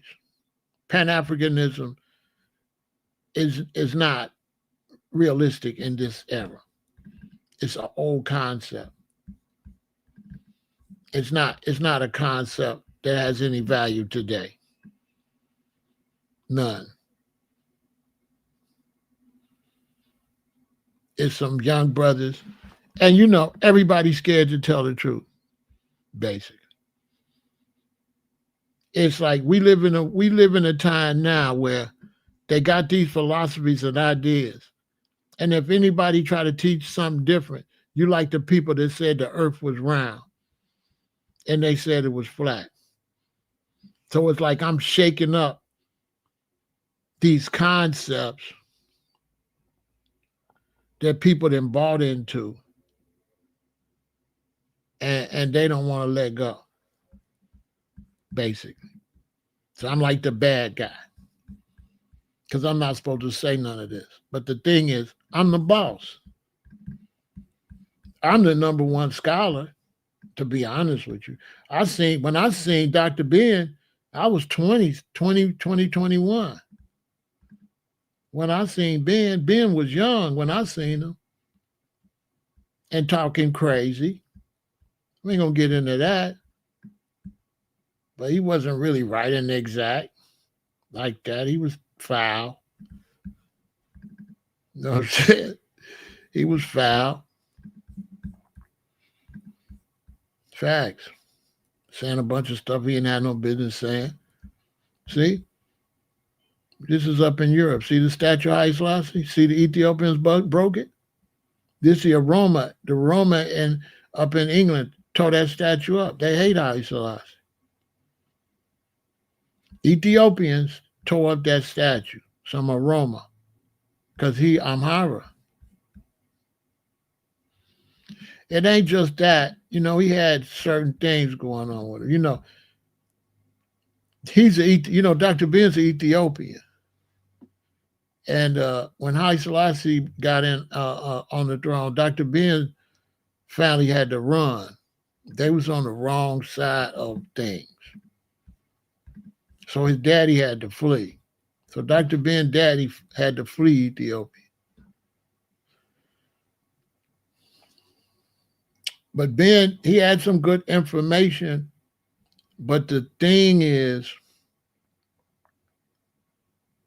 I studied all the information and it's all worthless. None of it was applicable in my life. So a lot of brothers ain't gonna like me telling you that. I studied all that, Destruction of Black Civilization, all them books, all of them. I had them stuff autographed, right? Kwanzaa was made up by Ron Karenga, who's the police, was an FBI agent. Ron Karenga essayed a black woman and beat her real bad and went to prison and got out, and they gave him a job in a university. He was a part of a group called the United Slaves. And he, with a Jewish chick, made up Kwanzaa. But no, he was the police. Ron Karenga. This young fella right here, I had a run-in with Ron Karenga. My reputation precedes me. I had a run-in with Ron Karenga because we didn't have the internet, so I used to type up these papers and give them out. I was working for the U.S. Treasury Department. I started growing my dreads, and I would go and I would type up some papers when my boss ain't looking. I would run them off on the digital machine. Then I would go give out these pro-black papers. And so when I got to LA, I kept doing the same thing. So I was giving out these papers about Ron Karenga being the police and being no good and all that, right? So I was at Leimert Park working at Kwanzaa Fest, because I was a vendor. So I got my booth. I'm selling all my black novelties and stuff. And Ron Karenga and two big old dudes walked up to my table. That's how you know he the feds, because how he know who I am. He knew exactly who I was. He walked up to my table. But when you be vending, if the event end at 9 or 10, you got to break your booth down. So you're out there like 11, 12. It's dark. And you done made all this money you out here. So I had a Mossberg pistol grip pump, right? So when him and the dudes came up, you know what I'm saying? Boy, you got me messed up. I'm a little afraid I had to, Boy, what? He walked up to my booth and the pistol grip. They left. Mr. Grip Pump on my lap at all times. Off to Mossberg on his goofy ass. Right there on Crenshaw. Anybody tell you? Boy, I'm gonna knock the Karinga off you. You just gonna be Ron. You ain't gonna have no more Karinga. I knock the Karinga off you, boy. You know what this is? This the rack. This shot down, boy. Oh. You know what I'm saying?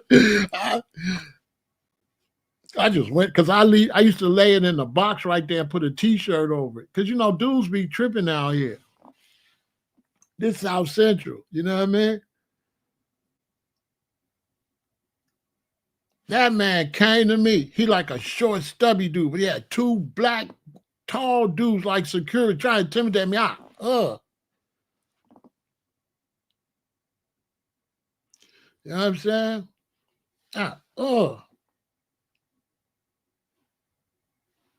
Boy, don't you see these dreads and these military clothes? Boy, you don't see me. Boy, you don't see me. What I look like? Boy, this out of general. Boy, what? Boy, you don't see me. Boy, I don't look crazy. Because, you know, dreadlocks back then, nobody had no dreadlocks back then. Not no black Americans didn't have no dreadlocks. When I had these dreadlocks, black folks didn't know what this was. They was like, what is that? Black folks didn't have no dreadlocks in 81, 79. I started growing my shit in 78. That's why I said this like be like 81. I think my locks was like 2 or 3 years old. But don't you know I'm crazy? You know what I said? I was a revolutionary. Come on, man. Ron Karinga. Boy, I'm going to knock the Karinga off of you. You know what I'm saying? On my soul. You're going to be run, Karinga, run. You know what I'm saying? Punk, what do you think this is? Y'all think I'm crazy now. I calm down a lot. You know what I'm saying? But I do got a story. He did walk up to my booth, Ron Karinga. He the one started Kwanzaa. You know what I'm saying? That's why I don't do Kwanzaa. Go look him up. He's horrible. They made him up. He was COINTELPRO against the Black Panthers. Yeah, they put I called them United Slave, but they was called Us. I used to call them United Slave. The group, look up Us. They was formed by the feds to destabilize the Black Panthers. See, when they destabilized the Black Panthers, I was the baby. I was like a little Black Panther baby. So, you know what I'm saying? They destabilized the Panthers in the 60s, and then I'm a young adult in the 70s. So I grow into this whole Black power thing because I come up, you know, Black is beautiful. You know, I got soul. I'm super bad. You know what I'm saying? Like that. James Brown. You know what I'm saying? Say it loud. I'm Black and I'm proud. That's my childhood. The 60 riots and stuff. So by the time I get in 8th grade, I'm listening to Gil Scott-Heron, The Last Poets. You know what I'm saying? So by the time I get out of high school, I'm full on militant to the 10th power. Yeah, he was the FBI, yup. So I was full on militant. He was going to get knocked down, him and his 2 big goons. Boy, you know who you playing with? Boy, this ain't the 70s. You know what I'm saying? You understand? Boy, this ain't the 70s. What do you think this is? He gonna try to run up on me. This was in the 80s. I'm like, boy, listen, this is not the 60s. This is Black Panther plus. You know what I'm saying? This is Black Panther plus. This is new improved Black Panthers. You know what I'm saying? We not making a mistake them other dudes did. You know what I'm saying? Shout out to little Bobby Hutton. You know what I mean? Real history. Shout out to all the brothers out there in LA. You know what I'm saying? I was out there with the King's Chamber. You know what I'm saying? With my boy King OG. You know what I mean? Shout out to my boy King OG from the King's Chamber. Some comedic rosters at the, you know what I'm saying? So it's like Pan Africanism is to be respected historically, but you know what I'm saying? You know what I mean? To be respected historically, but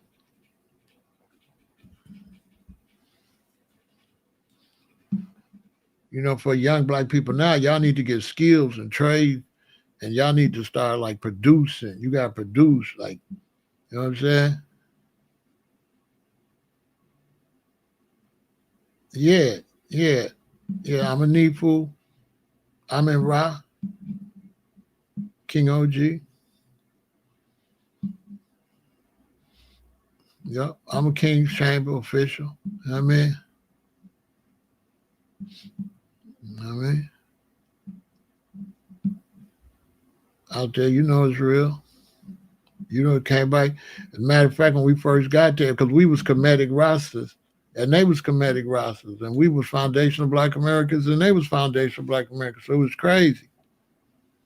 I was on Venice Beach, and they said, y'all need to go. We had just got there. We hadn't been in LA a week, and they said, y'all need to go to King OG over there on Normandy and Jefferson to the King's Chamber. So we went over there, knocked on the door. Amanifu came down. He said, what's up, brothers? Like, yeah, my name Ramesses, his name Capra. They're like, oh, some more comedic brothers, some more comedic rosters. Hold on, come on, go with me. And we walked over a couple blocks. And King OG came out of the house. He was beefing with some woman and some dudes. King OG was out there finna fight somebody. You know what I mean? King OG was out there that's my first time meeting King OG. He was out there finna fight somebody. So Vernon know I ain't lying. He was out there finna fight somebody. And that's before I moved to Hawaii, started growing weed in the hills, in the mountains.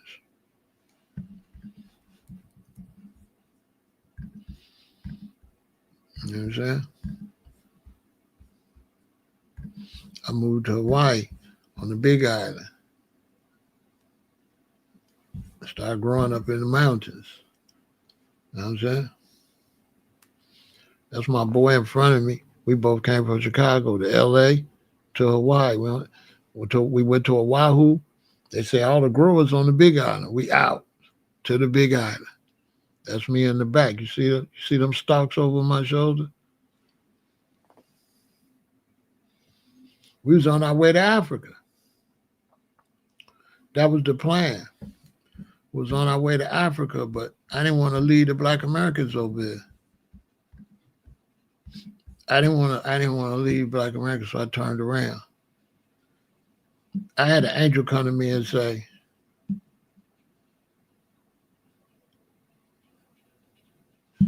comedic Rasta is not a mansion. The mansions is before me. They older than me. So the mansions the brothers started is older than us. We wasn't really a part of that. We didn't agree with the mansions. We thought Rasta should have just been Rasta. As a matter of fact, when I was in LA, the Nyabingi, they wore the red on the top. So their crowns was green, gold, red. The 12 tribe, those were the two biggest groups back in the 80s. The 12 tribe wore the flag the right way, red, gold, green. So anytime a queen would make my crown, I would have her make it red, gold, green, then green, gold, red. I would wear the 12 tribe and the Nyabingi because I was like, I'm a Black American. So I can't pick sides on something some Africans from Jamaica made up. So rather than pick a side, I just represented both of them. Because I didn't feel like I could pick a side. I'm not from Jamaica. I'm from Chicago. So when the brothers see me, I wanted to represent two mansions. You know what I'm saying? But when I got to LA to Compton, I was staying with Roscoe Brown. And him and Mortimer was the ones that really uh, put everything together. They the ones really taught Bob, Bunny, and Peter. So when I got to Compton, I was staying with Roscoe. You know what I'm saying? Roscoe Brown.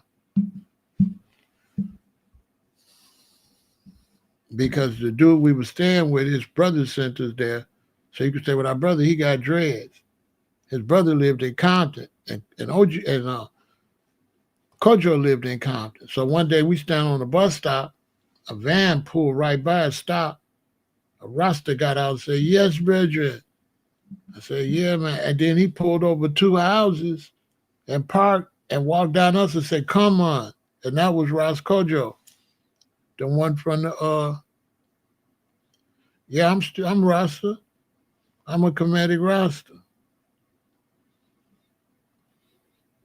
Yeah, I'm Rasta. So then he lived two houses down from the bus stop. But I'm my own Rasta.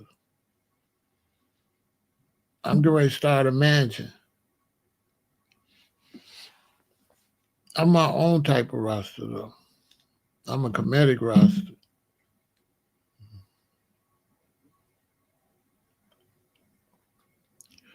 Did they speak about that in the One Love? I don't know. I don't no. I seen the One Love movie. No, they didn't go into all that. They just followed Bob and Rita and all that. They didn't really show Kojo teaching him Bunny and Peter. Because Bunny and Peter and Bob, they was singing like Smokey Robinson and stuff like that. They were singing American songs, American R&B and stuff like that. You know what I mean?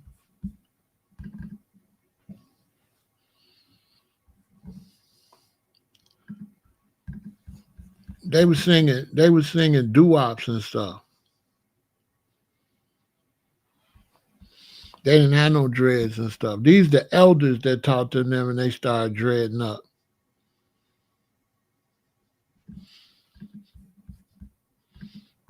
My brethren Roscoe and Mortimer.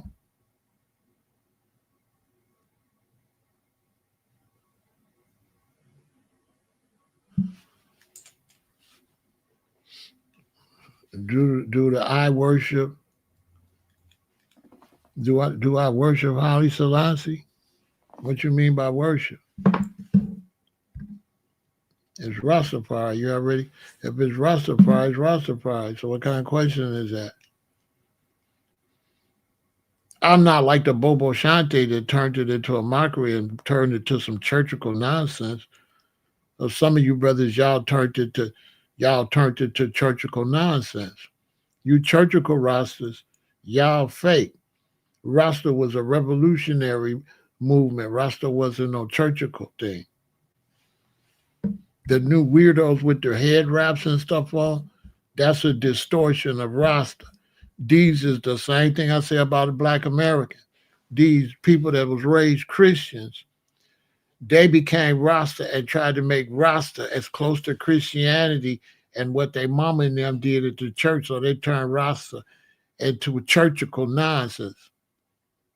Yeah, they distorted. Rasta wasn't that. Rasta wasn't churchical. Rasta had no hair wraps on praying all the time and all that. Rasta never really dealt with the Bible, with no religious, the Bible. Rasta only used the Bible historically to show you, look, Samson had dreadlocks. Look, this one had dreadlocks. Rasta wasn't reading no Bibles all day and all that. That y'all knew, bro. That's why you asked me, do I worship? No, I'm a Rasta man. His Majesty is the King. No, I'm not. I'm not none of that weirdo where y'all to turn Rasta into Christianity. Fire born y'all. Born Born y'all sold Rasta out. Now Rasta got a damn dress and a head wrap on, looking like one of the I3s. Rasta used to be a soldier until you Bible reading, head wrap, dress wearing Rastas came and ruined the culture, turned it into the church. No, I don't mess with y'all. Soon as the revolution pop off, y'all gonna run with y'all red head wraps and y'all skirts. Y'all gonna run like girls. Y'all ain't no soldier. Rasta come up under South Africa and apartheid.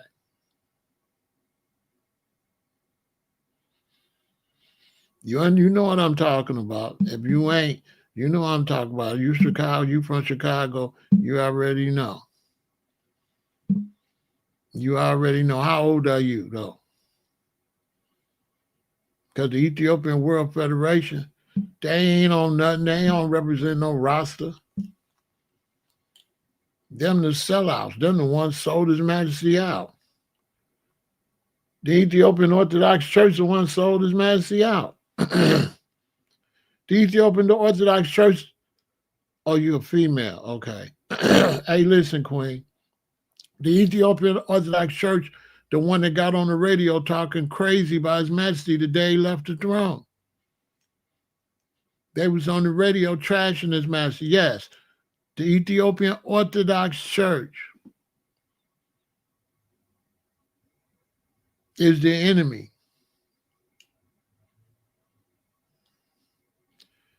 Well, if you're from Chicago, you know Mayad and you know all the brethren, you know Tazadi Wadada and everybody there.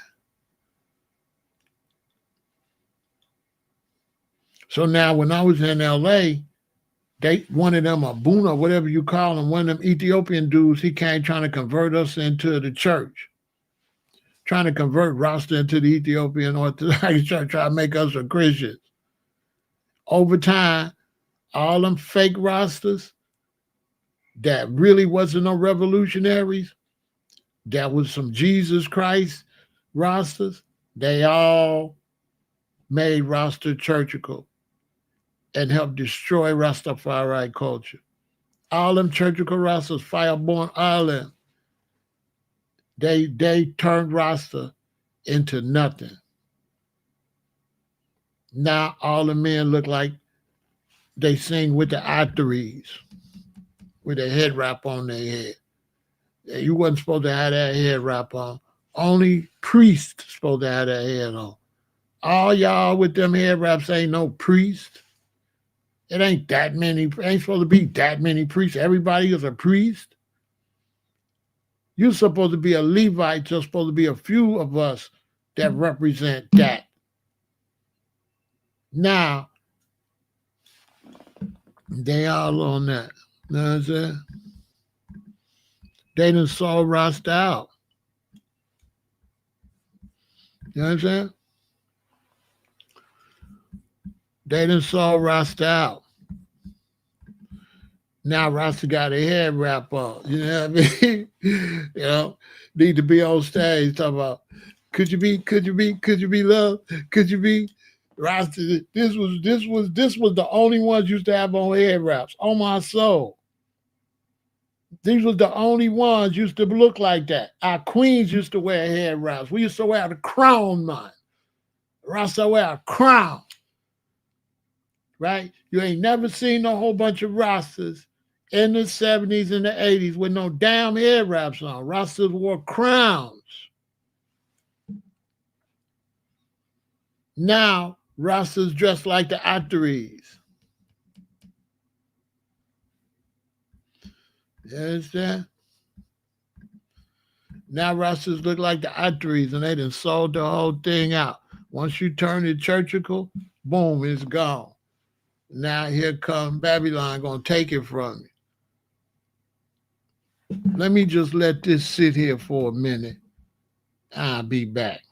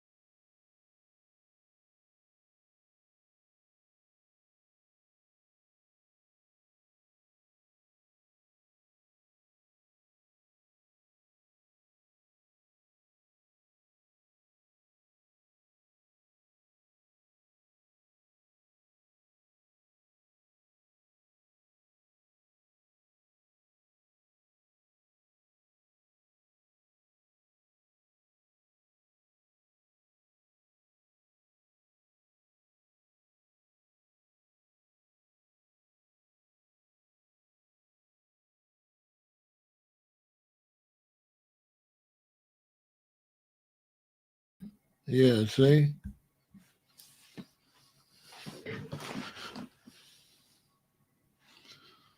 You know what I'm saying?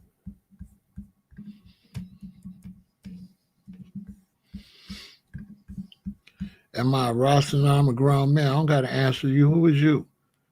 Shut up talking to me. I ain't got to prove nothing to you, punk. He trying to question me like he Emperor Haile Selassie or somebody. Boy, you ain't Rastafari. You just some dude. Shut the hell up. He trying to talk to me like he the authority or something. Boy, you ain't nobody.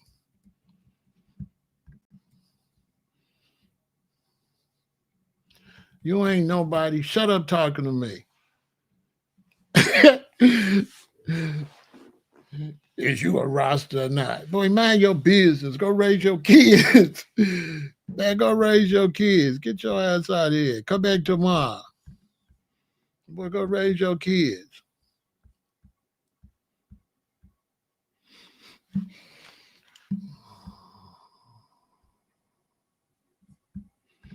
Now they over trying to question me like they my daddies or something. I don't know you. I ain't answering no question.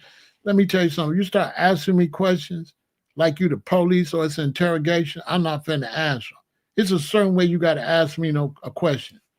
You can't be asking me no question like, so is you this or that? You know what happened to you in the streets talking to people like that? When you ask a brother a question, don't be trying to ask me no question like you know authority or nothing like that. Because it's going to go left. I'm going to just tell you. Because if I do deal with Haile Selassie, then that's the king, right? Not you. If His Majesty the king, who is you? Right? Right? If His Majesty is the king, right? Who is you? Let's just leave it like that, right? Mind your business, right? And don't be questioning me. You know what I'm saying? Because sometimes when people ask you questions, they ain't asking you from a place of love or respect or nothing, like you the police or something. You know what I'm saying? I don't be liking certain questions the way they be asking you like you somebody, like you ain't nobody. You know what I'm saying? Who is you?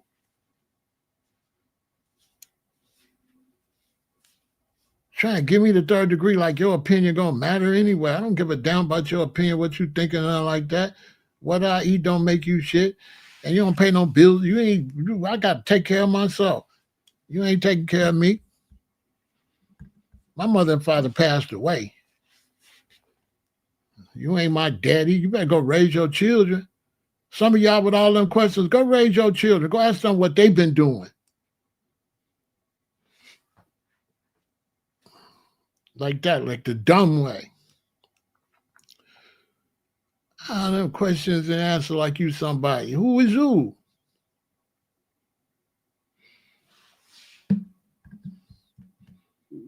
Trying to turn the question sideways. All I know is Rasta went from royalty, you know, like a soldier, and to selling it out to some weirdo stuff. This is where it went. Look, all them is holy Levites. Everybody in here with the head wrap is a holy. Y'all believe all them is holy Levites? With them things wrapped on their head? You think them things wrapped on their head make them holy? Know what I mean? You feel me? So that's all I'm going to talk about. That Pan-Africanism is trash because there ain't no such thing as no Africans. Africans ain't Africans. We called them Africans because we didn't know no better. We thought they was Africans. We looked at Africa and we said Africa. Now we know there is no Africa. We know now that the Africans do not consider themselves Africans. We know now that the continent don't represent them. We know that now. We know now that they not even necessarily Nigerians or they not even necessarily Ethiopians. They got 3,000 tribes So now that we realize that they got all of these tribes, we're not looking at them as one people no more. We didn't know no better in the 70s. So when we looked at the continent, we just said Africa. Now we got way more information than those before us. So now we know that Africa is not Africa. That was a false, we tried to call a place like it was one thing. But how could you look at Africa as black when Arabs and foreigners control the whole North Africa? You know what I'm saying? Africa would be Egypt. The Arabs is trying to say Egypt ain't a part of Africa. And they trying to say the Egyptians wasn't black. And they got major problems. Okay. They got major problems. Okay, it's 980 million black Africans. It's 50 million of us. What can 50 million black people do to help 100 million Africans? Nothing. We cannot help Africa. Africa cannot help us. Okay? So it ain't about hating Africa. It's about we need to concentrate on what we need to do here. Period. It's not about hating on Africa. It's the fact that you in Chicago, Detroit, Dallas, Houston, all these places in the United States, what do you have of any type of stability here in the United States? If you're a Pan-African, what are you doing to get airlines to fly your people to Africa? Because a real Pan-African would want to get airlines.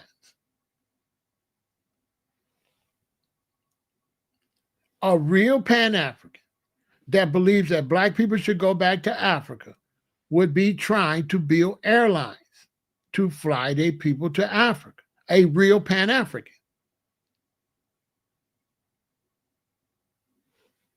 Am I wrong? If you really believed in Pan-Africanism and you really believe black people should return to Africa, would you not be trying to get a way for that to happen? Yes or no? Put it in the chat.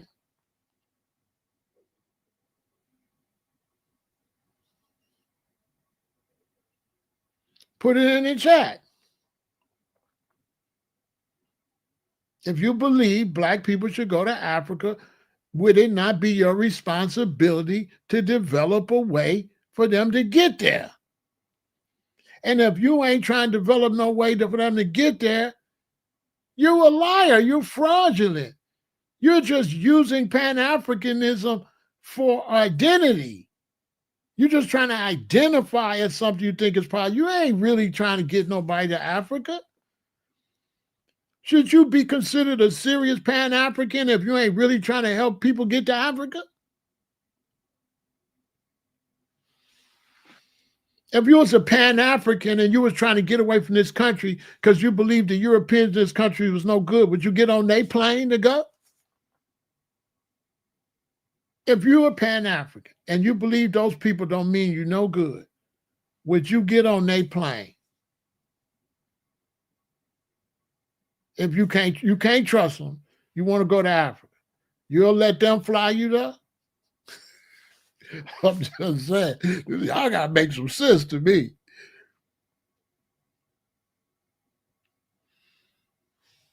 Take what African symbols down? Oh, these symbols up there, those symbols is worldly though. That's represent the world, black man. That represent the world.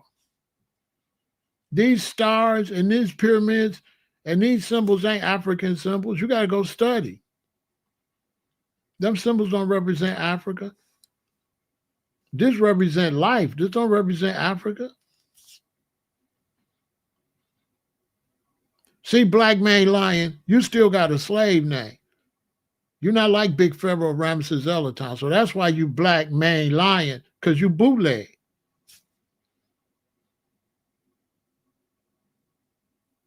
He's bootleg. His name is John Smith, or he got a slave name. He not none of that. Okay. I'm leaving him over here because he trying to insult me, but I'm really insulting him. You're not Black Main Lion. You're not. Okay.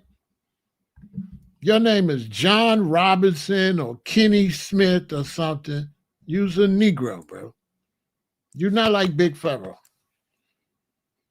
And you over here all on minds instead of you go get a page, be like Big Pharaoh, get you a YouTube account and go kick your knowledge instead of all on minds over here. Because I likes women's. Women's. Come back in a minute though. Make sure you come back too. Okay?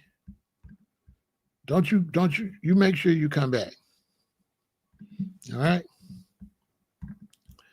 Make sure you come back.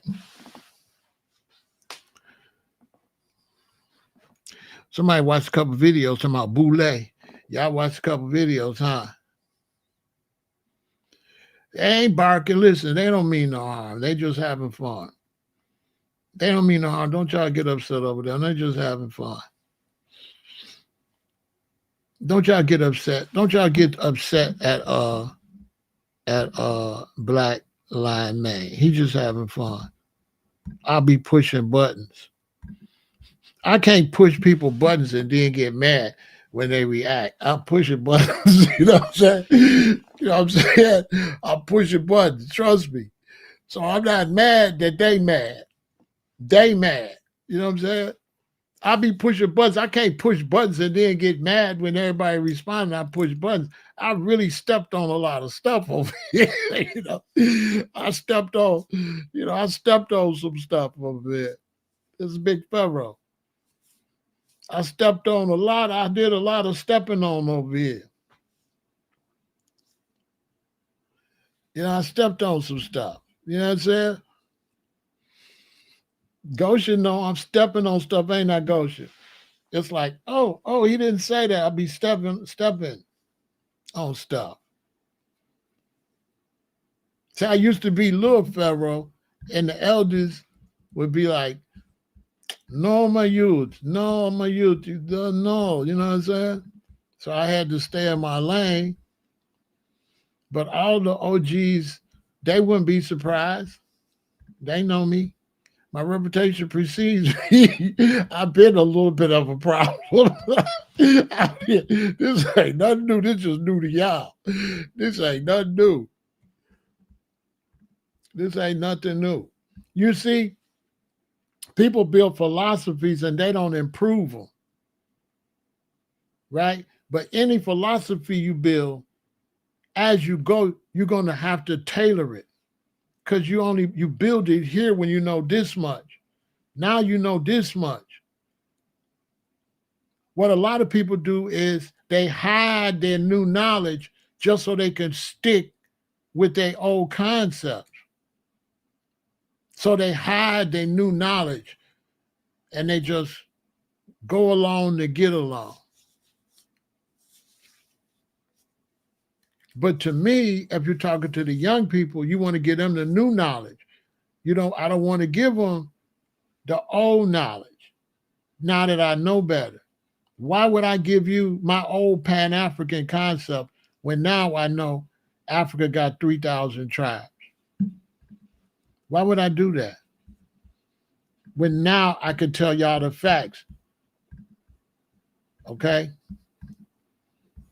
And when you under a situation that if you don't make some serious changes and develop economically and get yourself together economically and militarily so you can defend yourself and produce for yourself, if you don't get your agriculture together and stuff, what you gonna do? And you got two mindsets. You're going to go to Africa and leave all the rest of the Black Americans over here, or you're going to stay over here with them. That's the two choices you got. You know that 50 million Blacks not going to go to Africa. So if you're going to go to Africa, you have to be like, I'm going to leave everybody. Now, in terms of leaving everybody, that includes your children, your parents, your uncles, and your aunties. So you ask me something.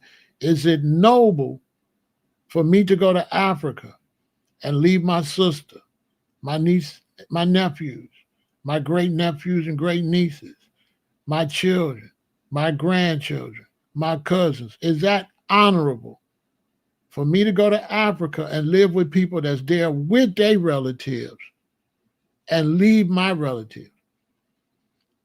Because if I go to Ghana, I want to be in Africa with Africans that's there with their mama, with their relatives, and my relatives going to be over here.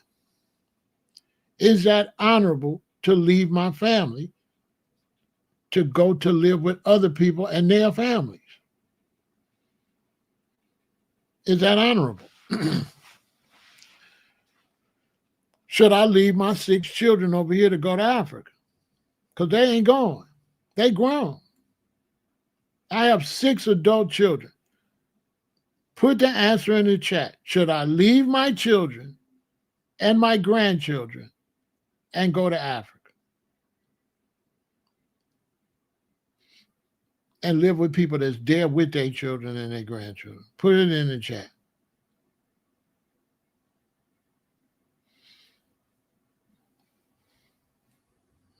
Think about it.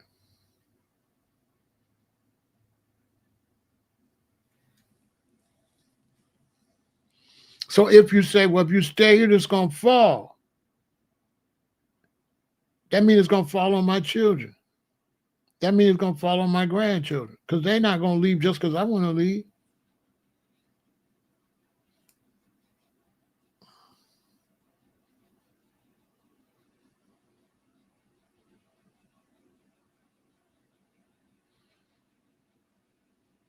Even my children's mothers, if they get in a bad situation, I got to help them, because anything happened to their mama, it affects them.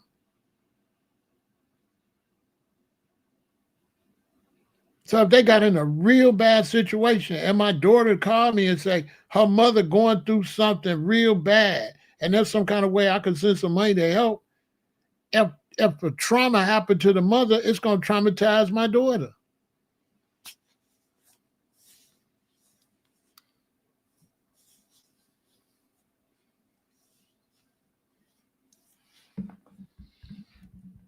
And then I'm a soldier. I don't do no running. I'm not running to no Africa. So if it's going to be smoke, it's just going to be smoke. Period. I'm not, to me, Africa is running. When I was on my way to Africa, I was running.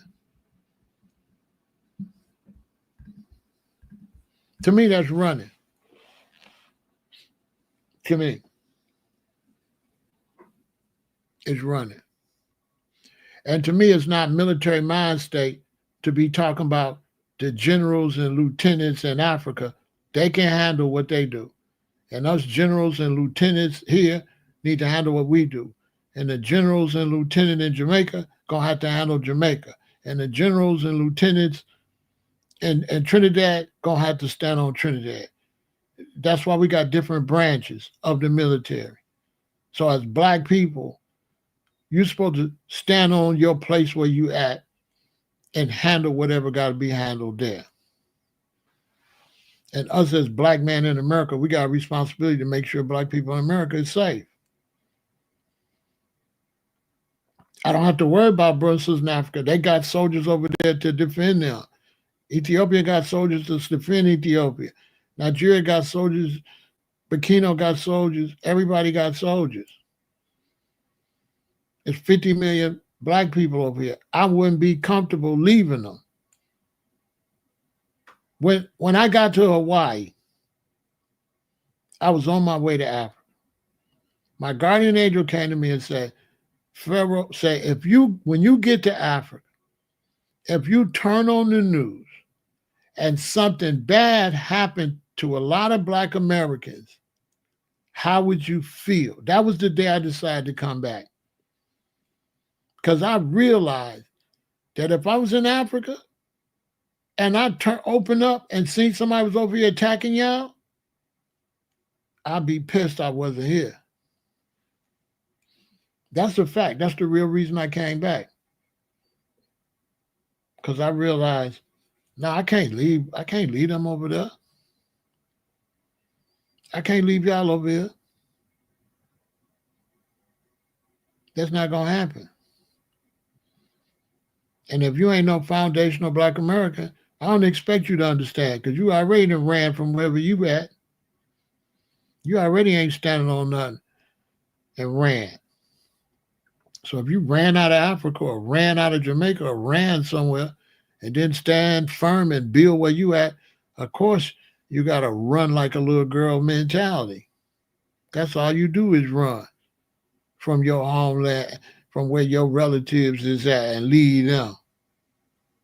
So you can't even talk to me if you ran like a little girl from wherever you at rather than fix it.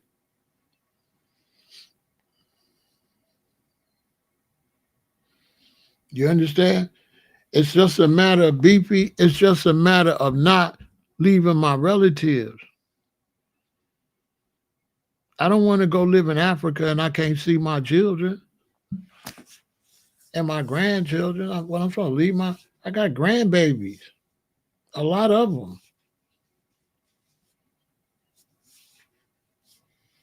Pan-Africanism to me is nonsense. It's totally nonsense for a bunch of Black people that ain't got enough stores in their community, ain't really controlling their own schools, ain't really controlling their own transportation, ain't really controlling their own electricity and plumbing and water or nothing to be talking about running somewhere and be even in less control. One mistake I made when I left LA and went to Hawaii is I could have got more in LA before I went to Hawaii. I left a lot of money to go to Hawaii. Now, the experience was great. Everything is for a reason. But I'm just giving y'all the backstory when you look at it. While we're here in the United States, we need to be building some type of structure.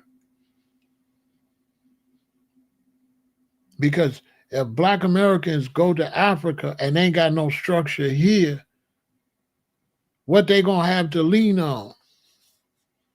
Because nothing from nothing leaves nothing. So my advice to young people is get you some type of skill, get you some type of education, get you some kind of way to make a living. Get you some type of foundation here.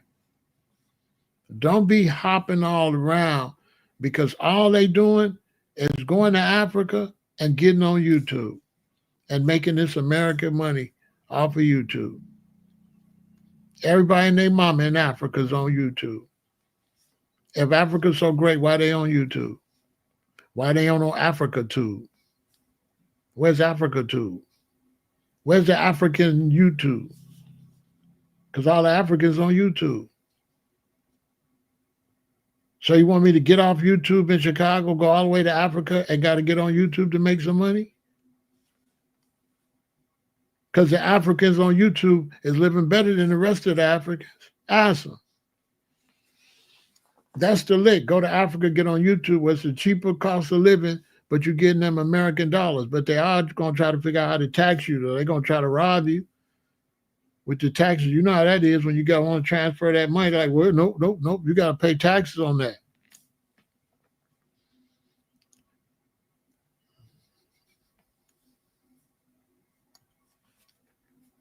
Do I think Somali should be locked up for stealing tax dollars? Anybody that's doing crimes got to go to jail. Yes, they should be locked up.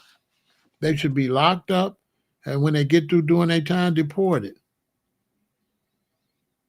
Yes, they should be locked up, and they should be ran out. All of these foreigners need to be ran out the country because we had people in office that didn't bring them in the right way.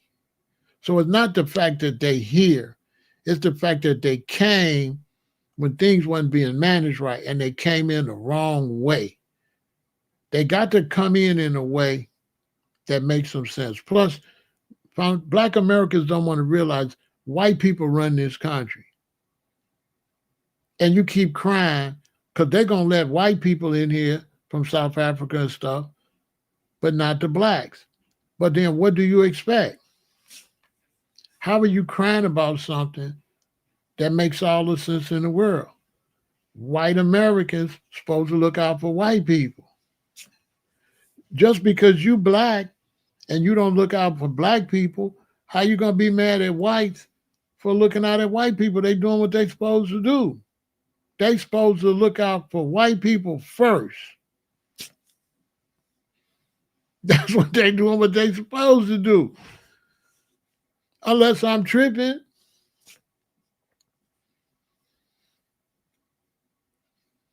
So they'd be like, well, what about black people coming in?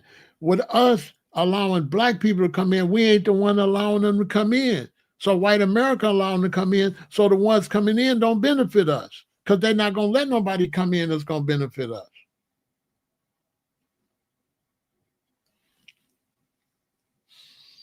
But if you want to talk some interchange between blacks and Africans, Africans need to handle them diamonds, handle that gold, handle that coffee, that cocoa, and make direct connection to us and use their diplomacy there to get us products back. So I don't want to go to Ghana and just walk around. The dude from Ghana need to have us come to Ghana and send us back with some chocolate. But see, he ain't sending us back with nothing. He ain't on no business. He just getting all the money. If the president of Ghana was really on something, if the Africans was really on something, they would have us come, hit us with the gold, come back, open up jewelry stores.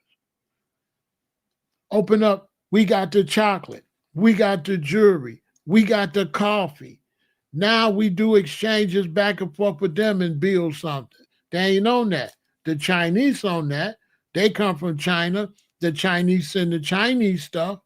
The Koreans send the Korean stuff. Everybody send their people stuff. Y'all talk about going to Africa and Pan-Africanism, but the Africans ain't doing what they supposed to be doing for the melanated people around the world. So why would I want to go live with them when they ain't taking care of business? They sitting on all the natural resources.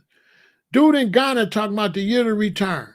He got all that cocoa, all that chocolate. Nestle and Hershey's getting it. Why ain't he sent us nothing? I'm the only one going to say that. Why the president of Ghana ain't do diplomacy with the United States and say, I'm going to send black Americans some stuff? Simple. Why the African leaders, when they come see the president, don't tell him he's going to send us some stuff?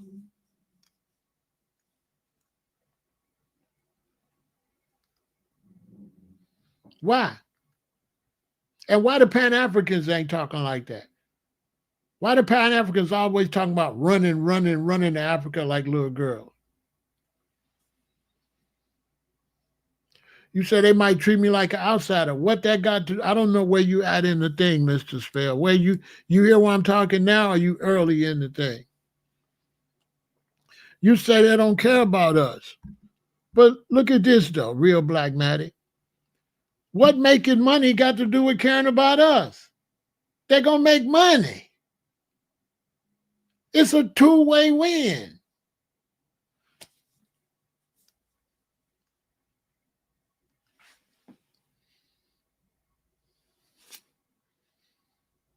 So they don't care about us. They don't want to sell more chocolate. They don't want to sell more. They don't want to sell more stuff directly they sell.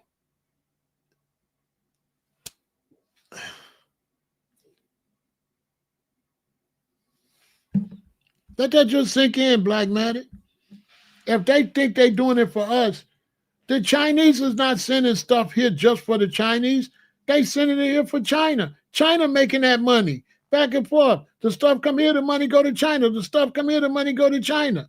How crazy you got to be in Africa to say you don't care about me and you don't want to send me stuff and you the one gonna get the money? So you're like, I don't want to get the money because I don't care about y'all. What? You know, I'm just saying, I don't want to sell more stuff because I guess I don't. I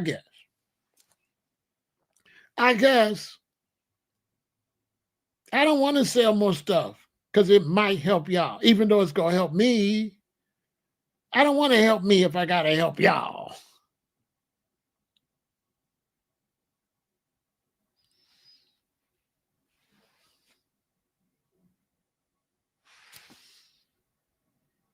Make it make some sense. And how many Black Americans are suggesting this? One. Me. That's why nobody likes me, but that's okay because I don't like y'all anyway.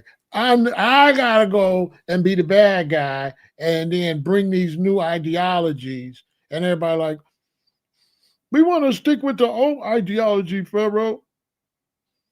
We want to stick with the old ideology. We don't like you, Pharaoh. We already got a bullshit ideology, and you try to make sense, and we don't make sense. You know what I'm saying?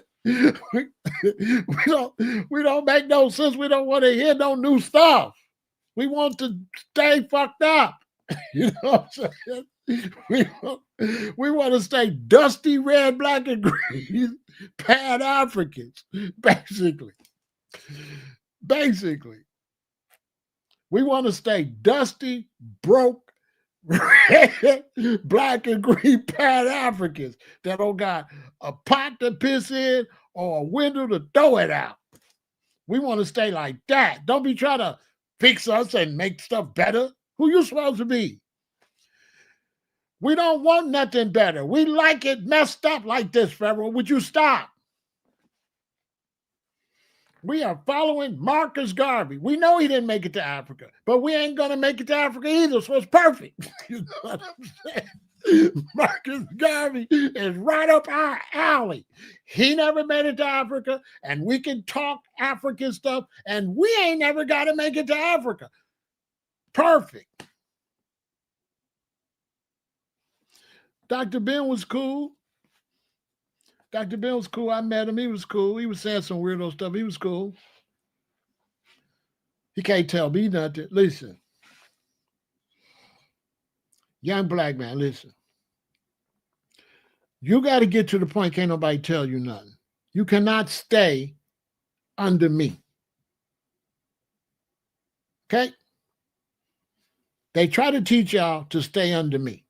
They try to teach y'all to stay under Dr. Ben. They try to teach y'all to stay under. They don't teach y'all to elevate and create better ideologies and push the teachers to the side. Y'all have to push the teachers out the way because the young youth coming up, they're going to need the new upgraded information. Y'all want to still be on the iPhone 2 and the iPhone 20 out.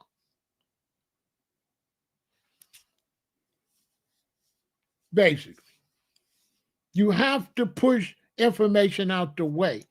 Information gets updated. All the information I'm giving you is the best information I could give you at 2025, 2026. 2030, there'll be more information. This stuff will have to be updated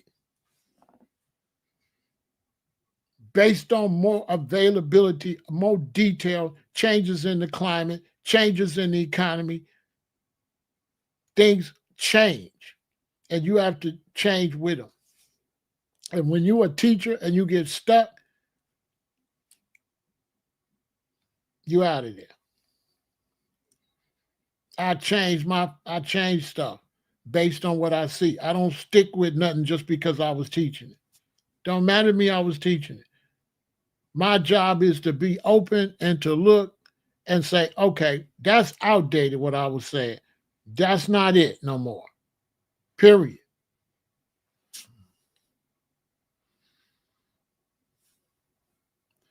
Dr. Ben was cool. Dr. Ben was perfect at his time. He brought me a lot of information. He brought us a lot of history about what was going on. And this is what I keep trying to say, Danielle. When Dr. Ben brought me that information was based on the fact that we coming straight out of slavery, we coming straight out of Jim Crow, so we was thirsty for information. That thirst is over now. And so you brothers that still trying to push thirst for information, y'all bogus. We've accomplished that. We got that out of our system. Okay, our parents from Alabama, our parents from Mississippi, we thirsty for information. Let's move on. We ain't thirsty for that type of information no more. Now we thirsty for results. We don't want to hear no bunch of historical shit like that no more. If it ain't no history recent where we can build off of it, then it's worthless. We don't want to hear no information about no 5,000 years ago. How can we build off of that? Let me see what he asked me. Is that why they pushed the iron sharpen iron concept, so that you always think you shouldn't try to surpass the teachers? No, they pushed the iron versus iron because the dude want to debate me and I'm gold, and he trying to say it's iron sharp as iron, but he sawdust. He ain't even iron. Who told you he was iron? Because they tell me all the time, bro, I'm trying to tell you stuff, iron sharp as iron. Bro, you not iron. You a pillow. You a shag carpet. Like, bro, you soft.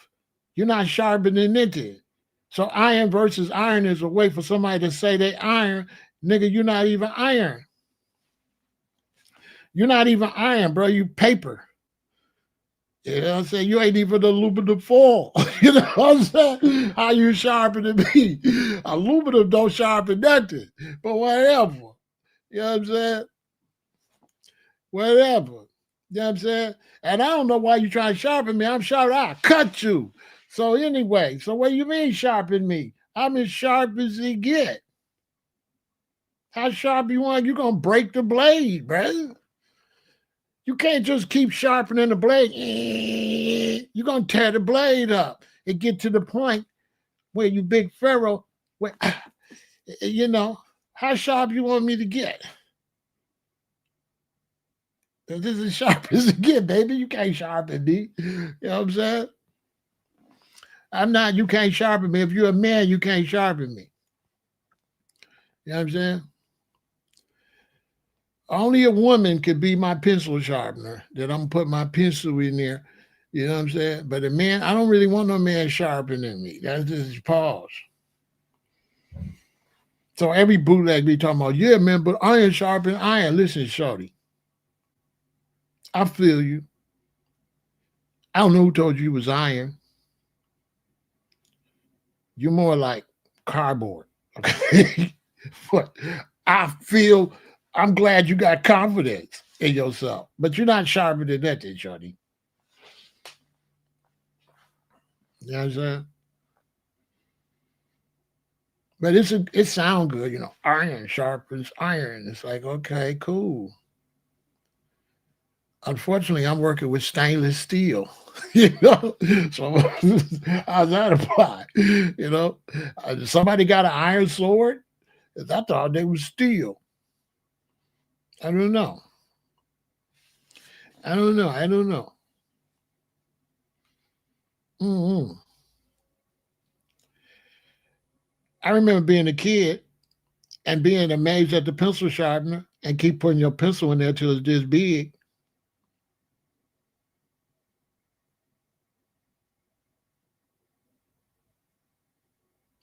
Yeah, I seen Dr. Ben. He was good. Signed my books. I wish I had my books. I lost a lot of stuff traveling. You can't fly all over the world with all that stuff.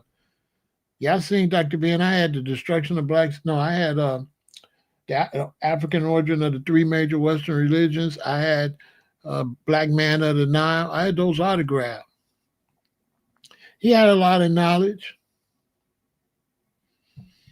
You know what I'm saying? I was a vegetarian at the time. So when he came back to my, I eat pork, I was kind of through with him.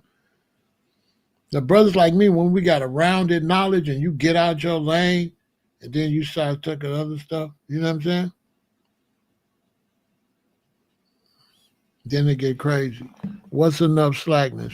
What is slackness? Slackness like dancehall music. He used to be saying some stuff, but he was cool. He was older.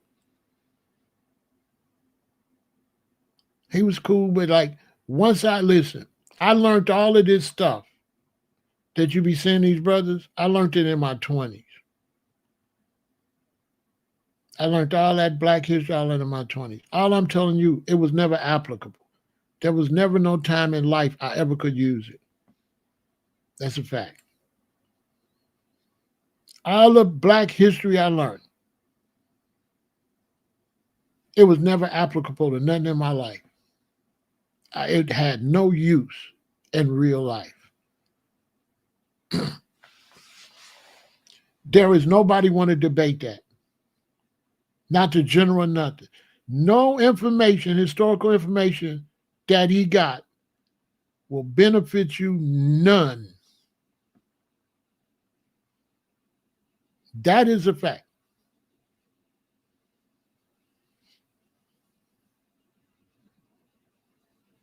You will never use it.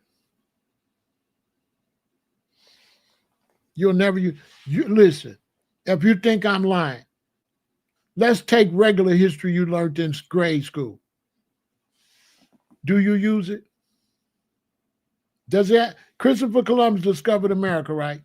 What are you able to do with that information? Show me any kind of way that information did anything for your life. Everything you learned in history, show me how you benefited from it. History. History is the worst class.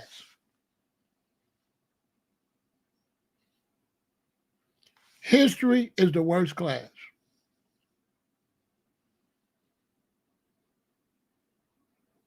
You need science, math, reading. That's what you need. Engineering, robotics, history. If I had a school, I wouldn't teach no history. The only history you would learn is in a class when we want to deal with the history of that particular thing. So if you're doing agriculture, we will tell you certain history of agriculture, how people lost their crops, how crops got rotted and stuff like that. But other than that,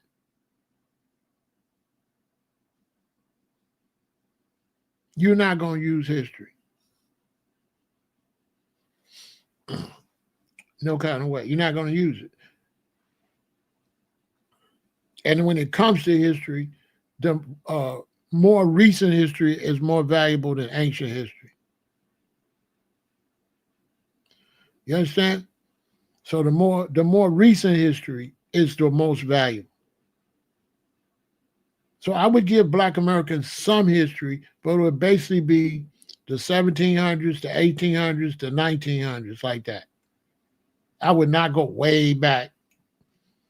I would give them history where they could build from. Okay, this is what happened.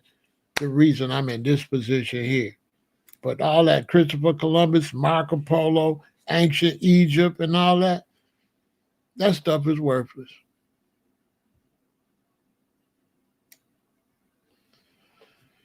They say you need to know where you came from to get to where you're going. But if you ain't got the skills, you ain't going nowhere.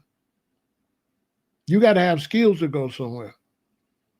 If you want to go into medical, you got to have medical skills. You can't just go into medical skills because you know where you came from.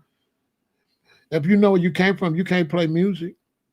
You can't be a musician because you know where you came from. You can't be a doctor because you know where you came from. You can't drive a car based on knowing where you came from. You have to learn how to drive a car. You understand? Facts.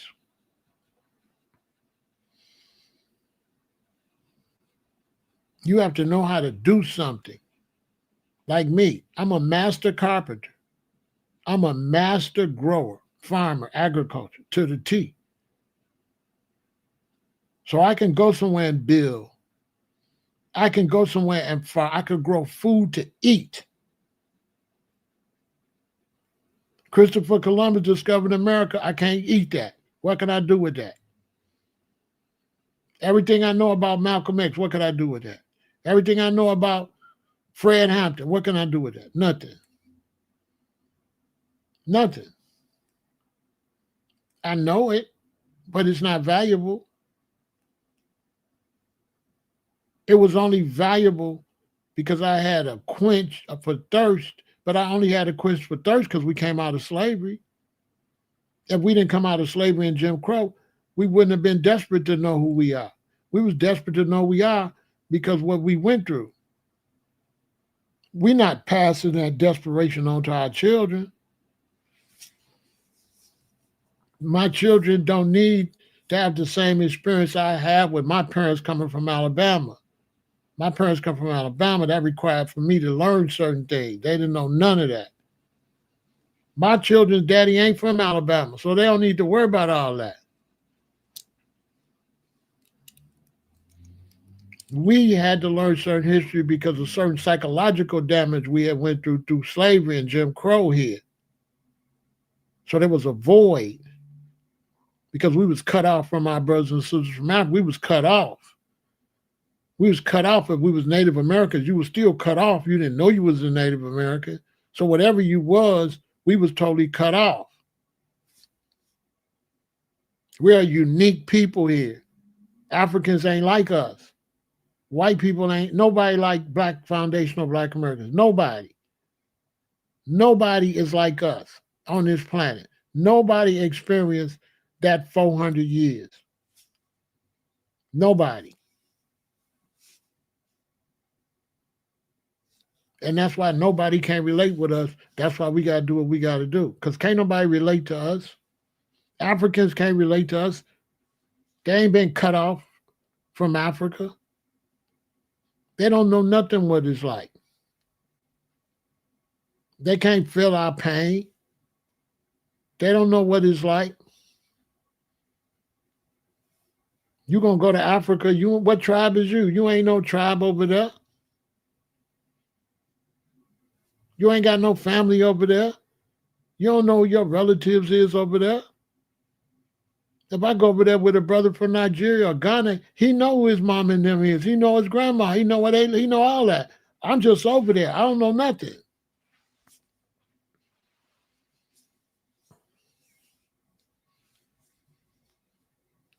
And so Pan-Africanism is trying to fill a void it can't fill anyway. We ain't longing for no history. We longing for who are we? Where do we come from directly?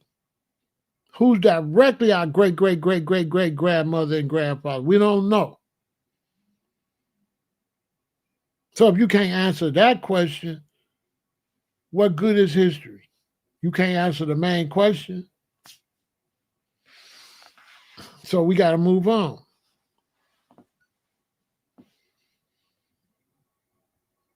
And we ain't getting nothing from Africa. Like the Chinese, like the Koreans, like the Irish, like the Italians. They getting stuff from their homeland. Africa ain't shit. They don't send us nothing.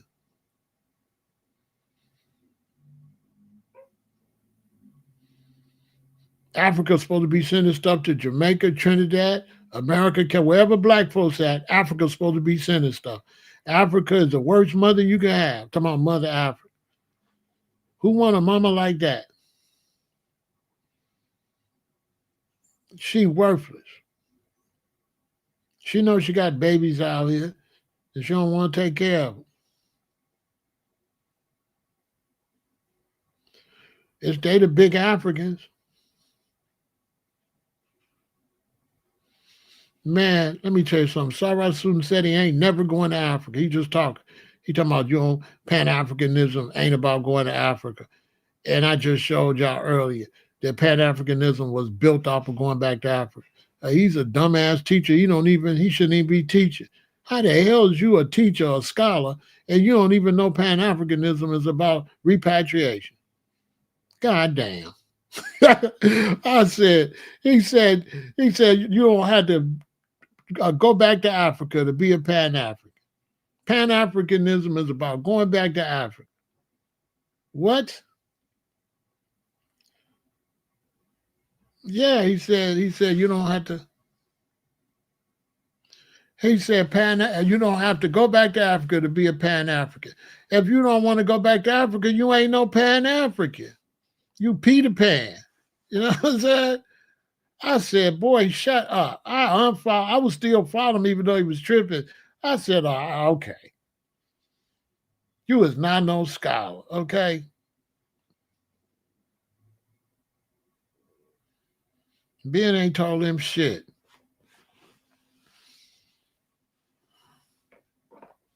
Ben wasn't no Pan-African.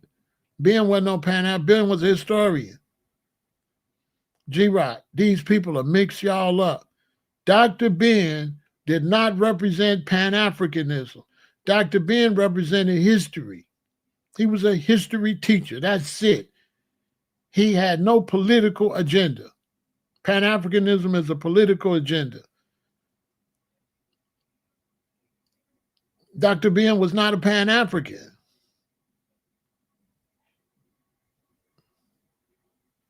Dr. Ben was a Hebrew Israelite. Dr. Yosef Ben Jacquanin was a Hebrew Israelite. He was not a Pan-African. And when I seen Dr. Ben, said he probably wasn't even born. He probably was 2 or something. He was a little boy when I seen Dr. Ben. He seen old Dr. Ben. I seen young Dr. Ben. Dr. Ben wasn't no Pan-African.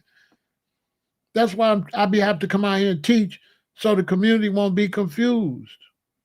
People will confuse you and bring up Pan-Africanism and bring up those scholars. None of those scholars, Diop's, none of them was Pan-African. Those was historians. None of them were Pan-Africans. He was a historian. He never taught us to go to Africa. He never mentioned anything about going and moving to Africa.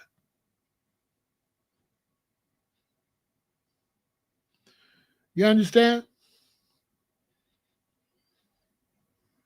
Africans don't owe us reparations. White America owes us reparations for all that cotton and all that work. We didn't do no work for the Africans. And we don't know which blacks was stolen and which blacks was sold. Sit down. You know what I'm saying? Not all of us was. At first they sold a few. Then the whites started stealing them.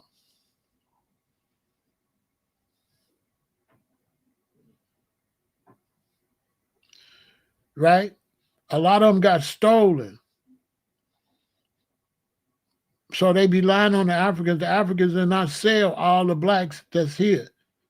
Matter of fact, the Africans didn't even sell the blacks that came to America. The Africans sold the blacks that went to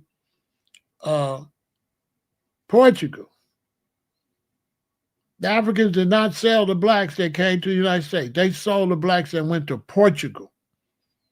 By the time they started taking blacks to America, they was just punking the Africans and taking their people.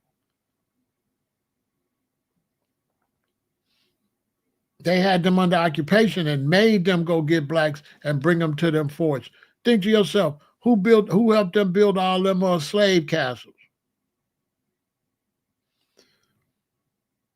Only specific tribes did that, but they sold them to the Portuguese, G-Rock. But then, the Europeans got greedy and just can't start taking them. A lot of the people that sold the slaves to the Portuguese, when they went back to buy some more, they cuffed them. Like imagine, G-Rock, I sell the Portuguese some slaves. They come back, say they're going to get some more. I sell them some more. Every time they come to shore, it's like 20 of them. One time they come, and it's like 200 of them. It's a whole bunch of rowboats coming from, and it's a bunch of ships. First time they come, it's 1 ship. Next time they come, it's 2 ships. Eventually they come, it's 15 ships. They get on the canoes and come, they got guns. I'm like, what's going on? They're like, this what's going on. Bow. They start grabbing people. That's how it happened. Would you tell them, G-Rock? Because at first the Africans was just selling their enemies. You know what I'm saying? But then you start running out of enemies to sell. But now the Europe, once the money get involved, and now Portugal's getting rich, now Spain want to get in on it. Everybody want to get in on it. So now they just come taking them. They grabbed the so they grabbed everybody.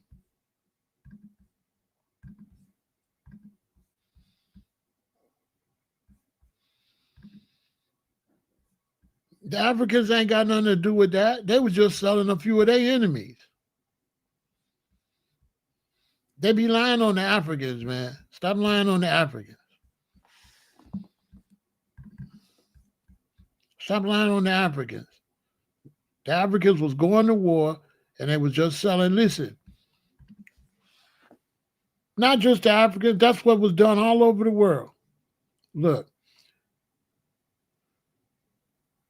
all over the world, people sold their own people into slavery. This was common. Okay? This was common. Everybody did that. So stop trying to make it like it was the Africans. That's false.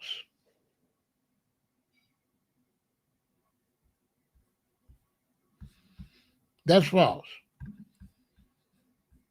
It was a regular practice, period.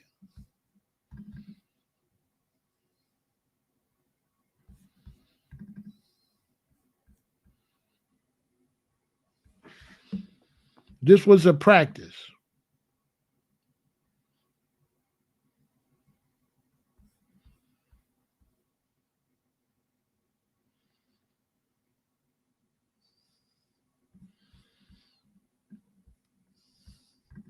This was a practice. If you think I'm lying, right?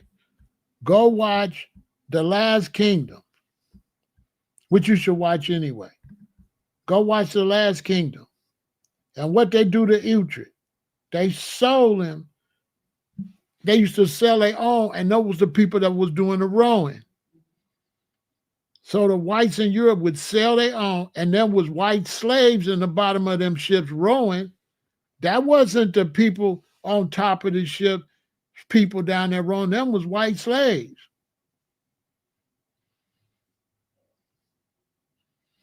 You understand? And go teach on your own page, bro, and come back tomorrow. You see what I'm saying? Everybody did that. I'm not arguing with nobody unless I can meet you personally. You could put up, $5,000 or something. If you can't put no money up, I'm not going back and forth with you. No, there wasn't no race categorization. You 100% true. There was no race categorization. Race categorization didn't start happening until the whites had to explain to the church why they was abusing blacks that was Christians. And so when the whites was abusing blacks and East Africans that was Christians, the Christian church say, how you mistreating our Christian brothers? And then that's when they said, well, because they black. That was created for the church. And when you say back then, you got to let me know what time period you're talking about and be thorough.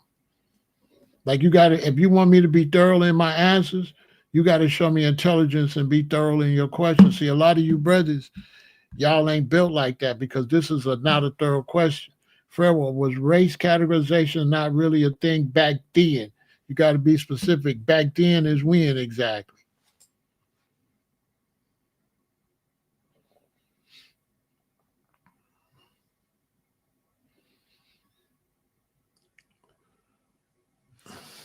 Back then when? Be specific.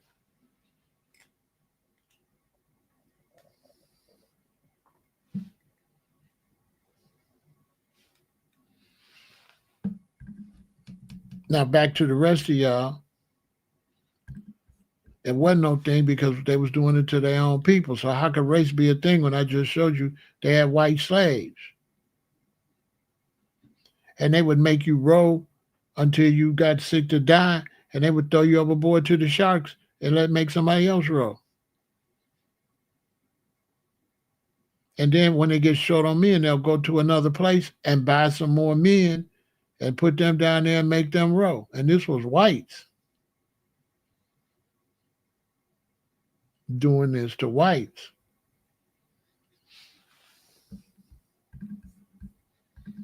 Facts. The Portuguese didn't buy you because you was black. They bought you because the blacks offered them to you. I already told them that. Whites did not go to Africa looking for slaves. They was there trading liquor and stuff and for the things they could get from the Africans. And some East Africans offered them slaves. The Portuguese didn't want them. They're like, what are we going to do with them?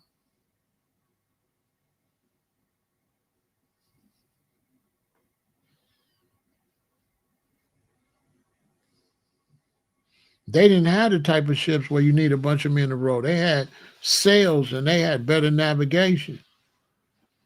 They said, what are we going to do to them? They said, well, just take a few of them. So they just took so many, like 10, 12 of them. They sold before they got their good. Then that's when they start coming back and forth.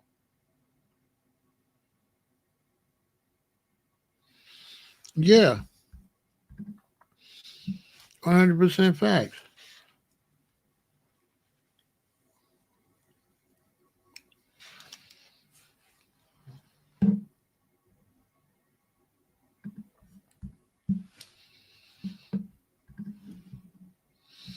It wasn't racial, though. It was strictly economical.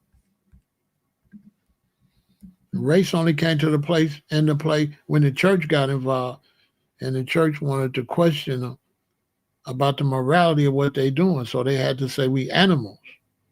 So they said, no, we ain't doing nothing wrong. They not people. That's where that came from. Because whites didn't like slavery. They was like, how you gonna? Because you gotta understand, it wasn't slavery. It was indentured servant, and it was 7 years. They used to could only make you be a slave for 7 years. That was the world rules around the world. 7 years they had to release you. So after 7 years with the blacks, they're like, why y'all not releasing? I said, because they not humans.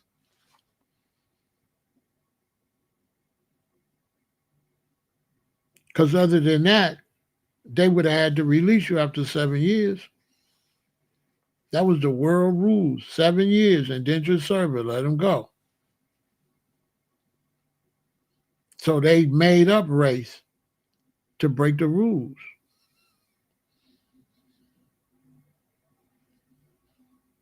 So that Rome and England would say, okay, now England still banned them for slavery. You know what I'm saying? I forgot which one it was. England still banned them from slavery. So when England banned slavery, the British ran the ocean because the British Navy ran the ocean. So they banned slavery. So that's when America said, we'll breed them then. And that's when they built all them breeding farms down south. So most of the slavery in America come from breeding farms. It don't come from uh, the slave trade. They was bred here. Yeah. That large population of slaves here was actually bred here. They wasn't brought here.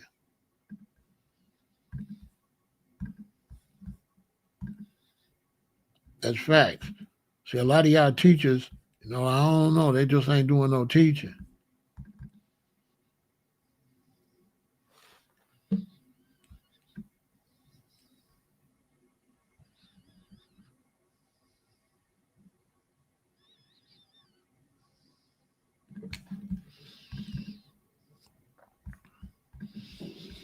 But that's when they set up the breeding farms and to start breeding by the thousands. Go check out the breeding of the American slaves. Or go to the museum up there in Washington. It'll show you. They couldn't transport them no more on the ocean, and England banned it. So they set up these breeding farms. You know what I'm saying? Go read the book. All the stuff is there. All you gotta do is read it. Like I said, don't nobody really want to debate me, because if it's something that I agree with, we ain't gonna debate. But if I got an idea and somebody want to debate me, they're gonna lose.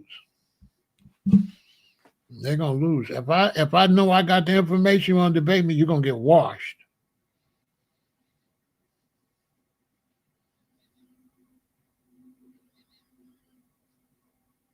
So if you got some decent, like if Pharaoh El-Aton said he got some decent information, I ain't gonna debate him because we'll agree on most of it. But if there's somewhere where we disagree and he debate me, he gonna get washed. He gonna get washed up. He'll get washed. He'll definitely get washed on FBA versus Pan African. I'll wash him like some dirty clothes.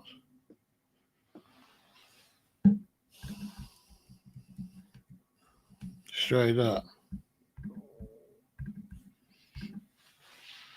Because they ain't gonna even honor him in Africa.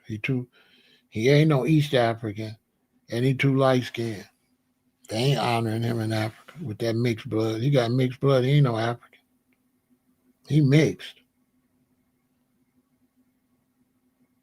I'll wash him up. He ain't no Africa in Africa. If he went to Nigeria, they would not. Ghana, Pharaoh El-Aton said he would not be considered no African. Nowhere in Africa. He ain't got East African features. They don't recognize him as no damn African. I hate to be, you know what I'm saying? You know what I'm saying?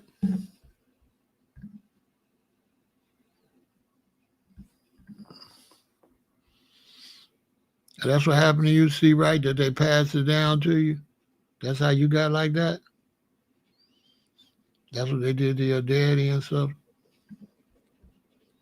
I'm sorry to hear that, bro. Come back tomorrow, though. Yeah, he'll get washed up. He ain't no African. You know what I'm saying? Oh, my soul. You see how red I am? I ain't no African. I'm African in soup. I'm Native American in Africa. At least I know. He wouldn't be no African. Pharaoh El-Aton said he wouldn't be considered no African. Where? Senegal? No. Nigeria? No. Ghana? No. South Africa? Mulatto. He would be mulatto. He would be mulatto in South Africa.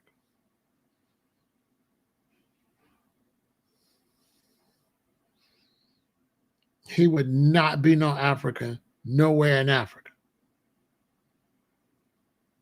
I'm just saying. You know what I'm saying? You know what I'm saying?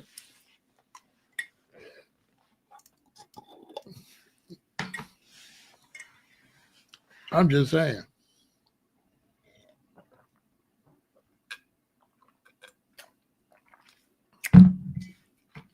When you look at him, you can see he got white people in his family. You can see the slave master in him. And Pharaoh El-Aton said it. You can see the slave master.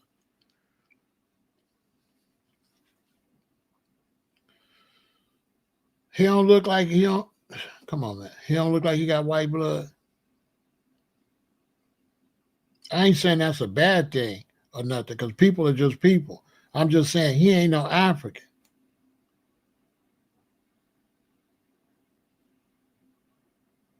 You know what I'm saying? He don't look like no African. But show me an African look like that. Dude tripping.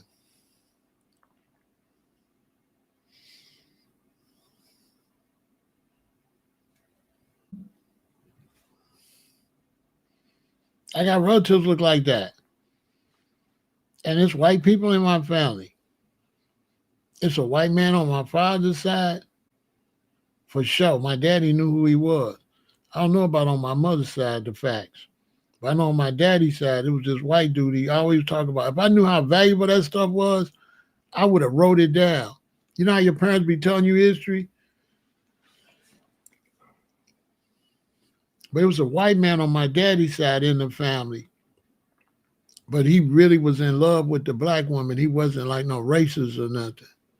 Everybody liked him.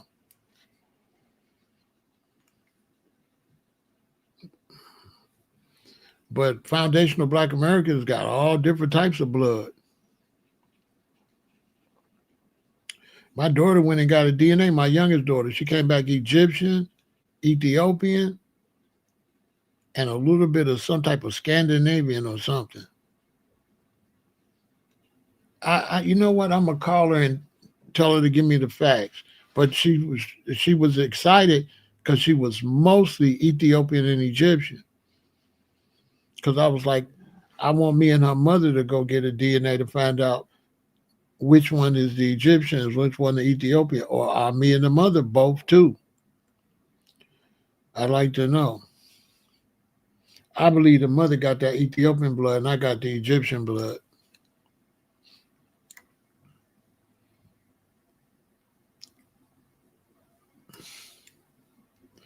Anyway, that's what's going on with that. Pan Africanism, though, is definitely in the way.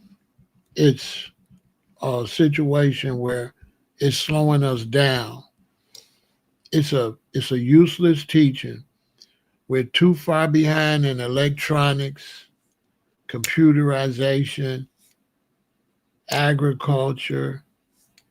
We're too far behind in other things that we need to survive to be thinking about something stupid like Pan Africanism. Because, like I'm in Chicago, it's a whole bunch of GDs and BDs and stuff. Y'all think they should go back to Africa?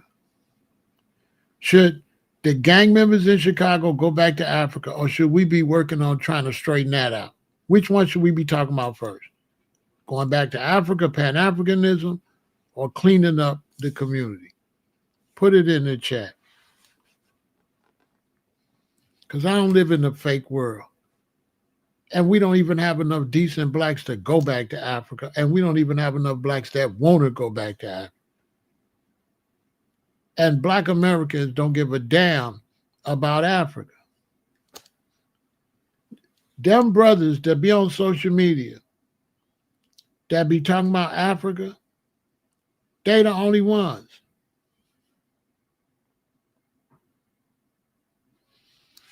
They the only ones. Black people don't give a damn about no Africa or no African studies or nothing like that. That's the internet. The internet, not the real world. Once I get off here and go outside, I ain't gonna hear shit about Africa. Facts. I ain't gonna hear nothing about Pan or Africa. Once I log off of here, it's like it's never happened. I'm in Chicago. I can go from house to house to house. They're gonna be talking about everything. Nobody gonna be talking about that. And nobody wants to go to Africa. And nobody really likes Africans, or nobody want to deal with Africans. Black Americans do not like Africans because Africans came over here with their nose and they did not treat Black Americans right, and they have a bad reputation in America.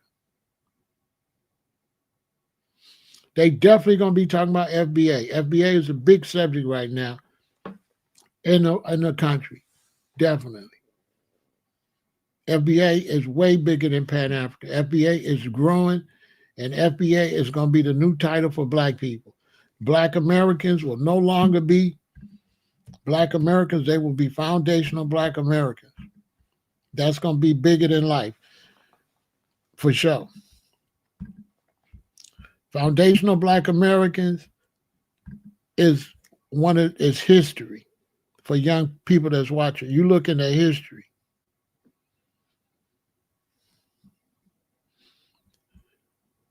You're looking at history in the making.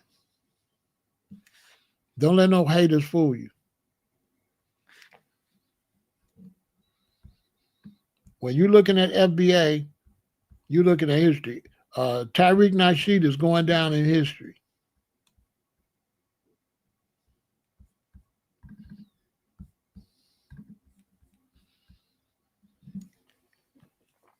That's an absolute fact.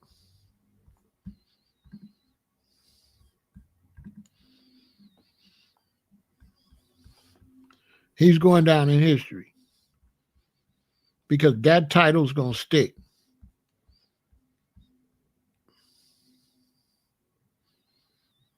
That's going to stick.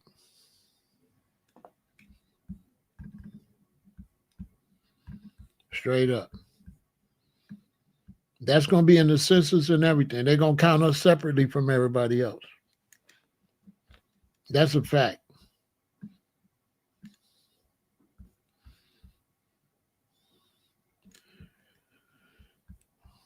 That's an absolute fact. Anybody don't know, they young, so they don't know nothing anyway. Don't listen to them.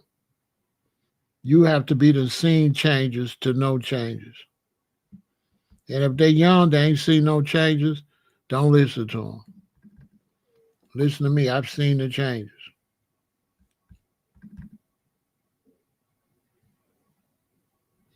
That's going to be bigger than life.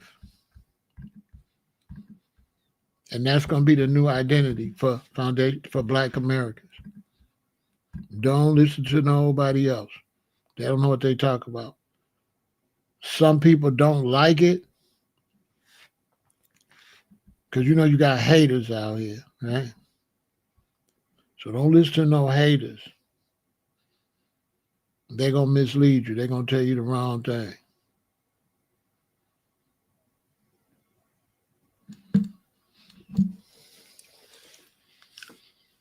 Don't listen to no haters.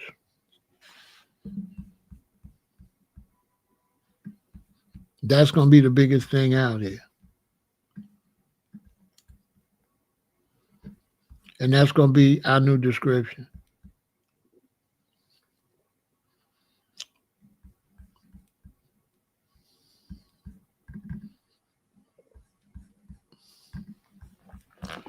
And those of you all that are dealing with that, don't waste your time with people not dealing with that. Cut them off.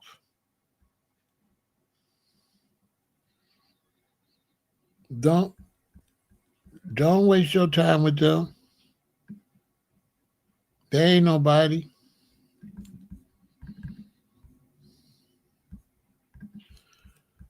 Don't waste your time with no haters.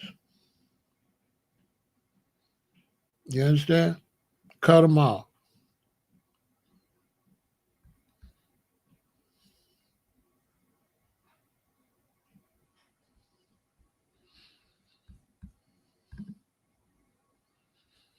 Come back tomorrow, bro.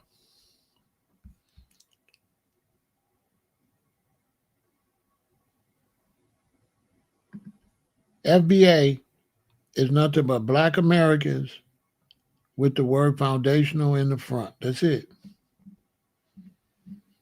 It's Black Americans with the word foundational in the front.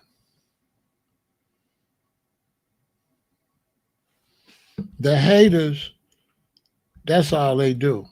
But the haters can't put nothing together, can't put no movement together. You understand? So you don't pay the haters no attention. They'll be gone. They come and go. They won't be able to put nothing together worthwhile. They just fly by nights.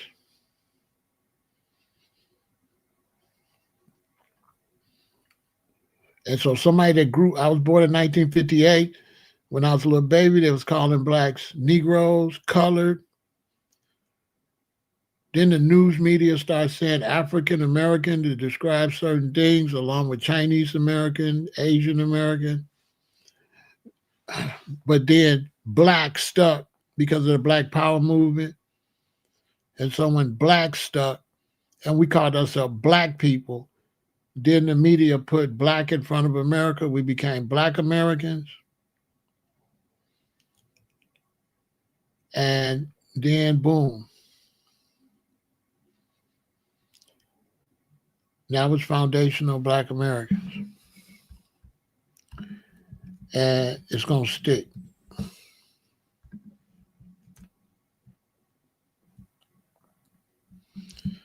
And foundational Black Americans is what it's going to be.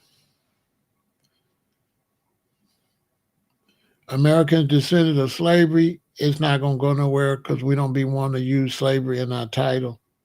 So that's not going nowhere. A foundational Black American, that's going to be it. And this has nothing to do with me. I'm just saying he was a genius for coming up with that. It's going to stick just based on my life before. Tyreek's younger than me. So I'm telling y'all what I know historically. I've seen these things before. I've seen many movements.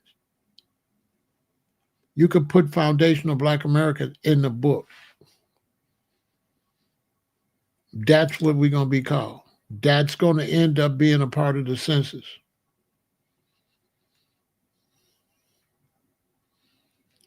And people that hate on them to be ostracized. They'll be kicked out of our little, whatever we doing. One thing I'm pushing is kicking people out. That's what I'm trying to get the young Black people to know. When we got a movement going, don't let nobody come around. If they're not with it, block them, get them out of here. Don't, if Tyreek go to war with them, that's perfect. But for the rest of us, if you ain't with the program, get gone. This is what you young Black people going to have to learn. Don't let agents or people against what you're doing come in your circle. Make them go get their own damn circle.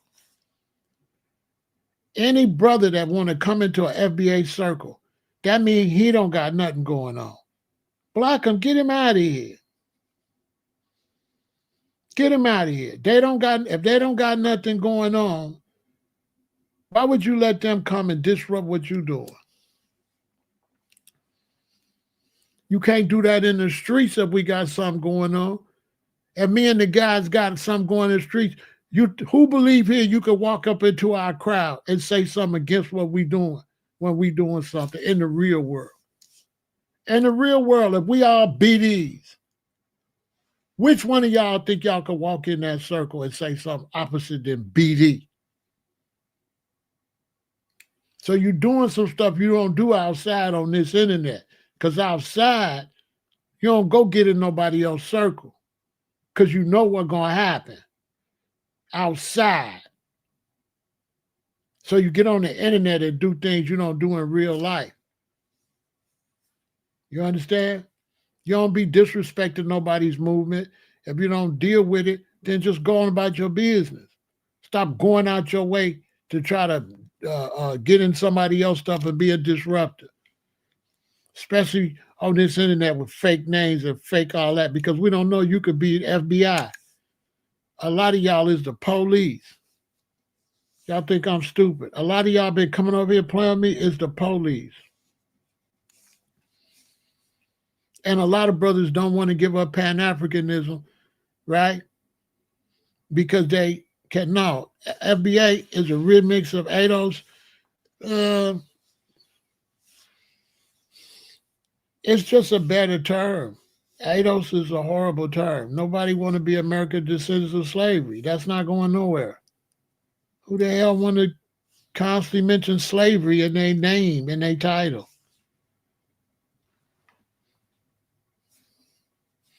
That's one of the worst titles you could come up with. I ain't no descendant of no slavery. I do not want to be looked at as no descendant of no slavery.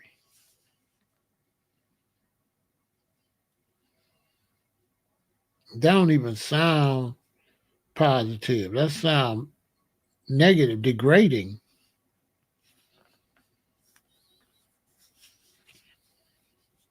Psychologically, that's damaging. Got your children constantly say, I'm descendant of slavery, descendant of slavery. No, hell no. What? We more than that. Not all blacks was even slaves. You seen that in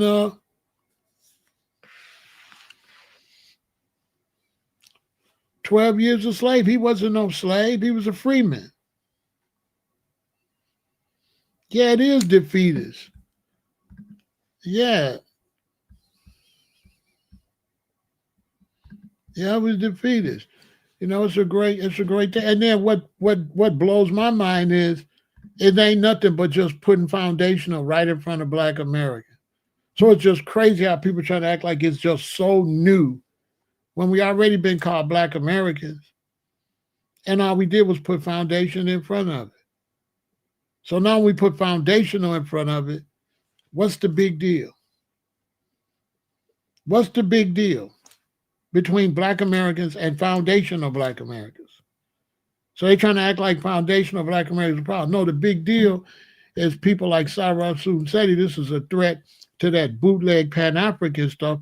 They know when Black folks start looking for reparations and start looking at themselves as foundational Black American, they ain't gonna want to hear what happened in Kemet 2,000 years ago. Nobody want to hear none of that shit he talking. And it's a threat to them. Because they've been pimping Pan-Africanism since I was a shorty, and it ain't never went nowhere. It was nothing but a pimp gang like the church. They've been pimping Pan-Africanism. Don't nobody want this smoke.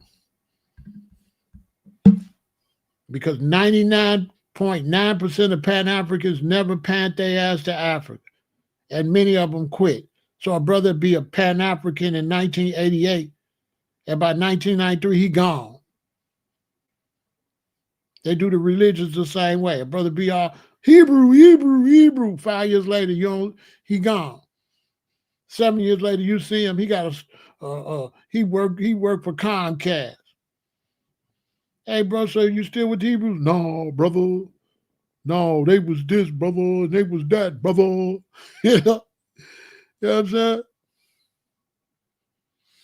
They was this, brother. They was that.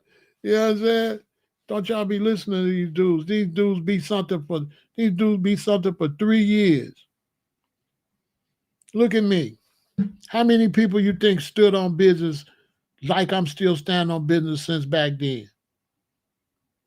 You know where all them dudes at that would have been over here typing all that strong stuff? You know where they at?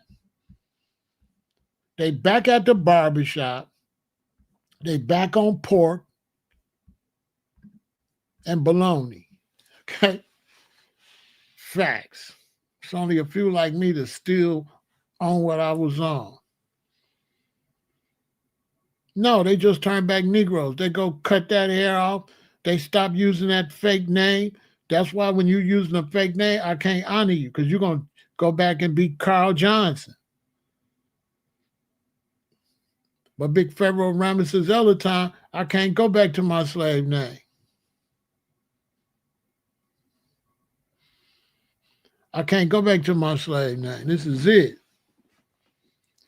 When I changed my name, my father said, boy, now that you change your name, when they look at the family tree, they ain't going to know who you are. I said, Daddy, they going to know just who I am. Yes, they going to know you was the last slave, and I was the first king of the family. Yeah. My daddy said, boy, when they look at the family tree and they see El-Aton, they ain't going to know who you are. I said, Daddy, they going to know just who I am. They going to know you was the last slave. And I was the first king of the family. Oh, God.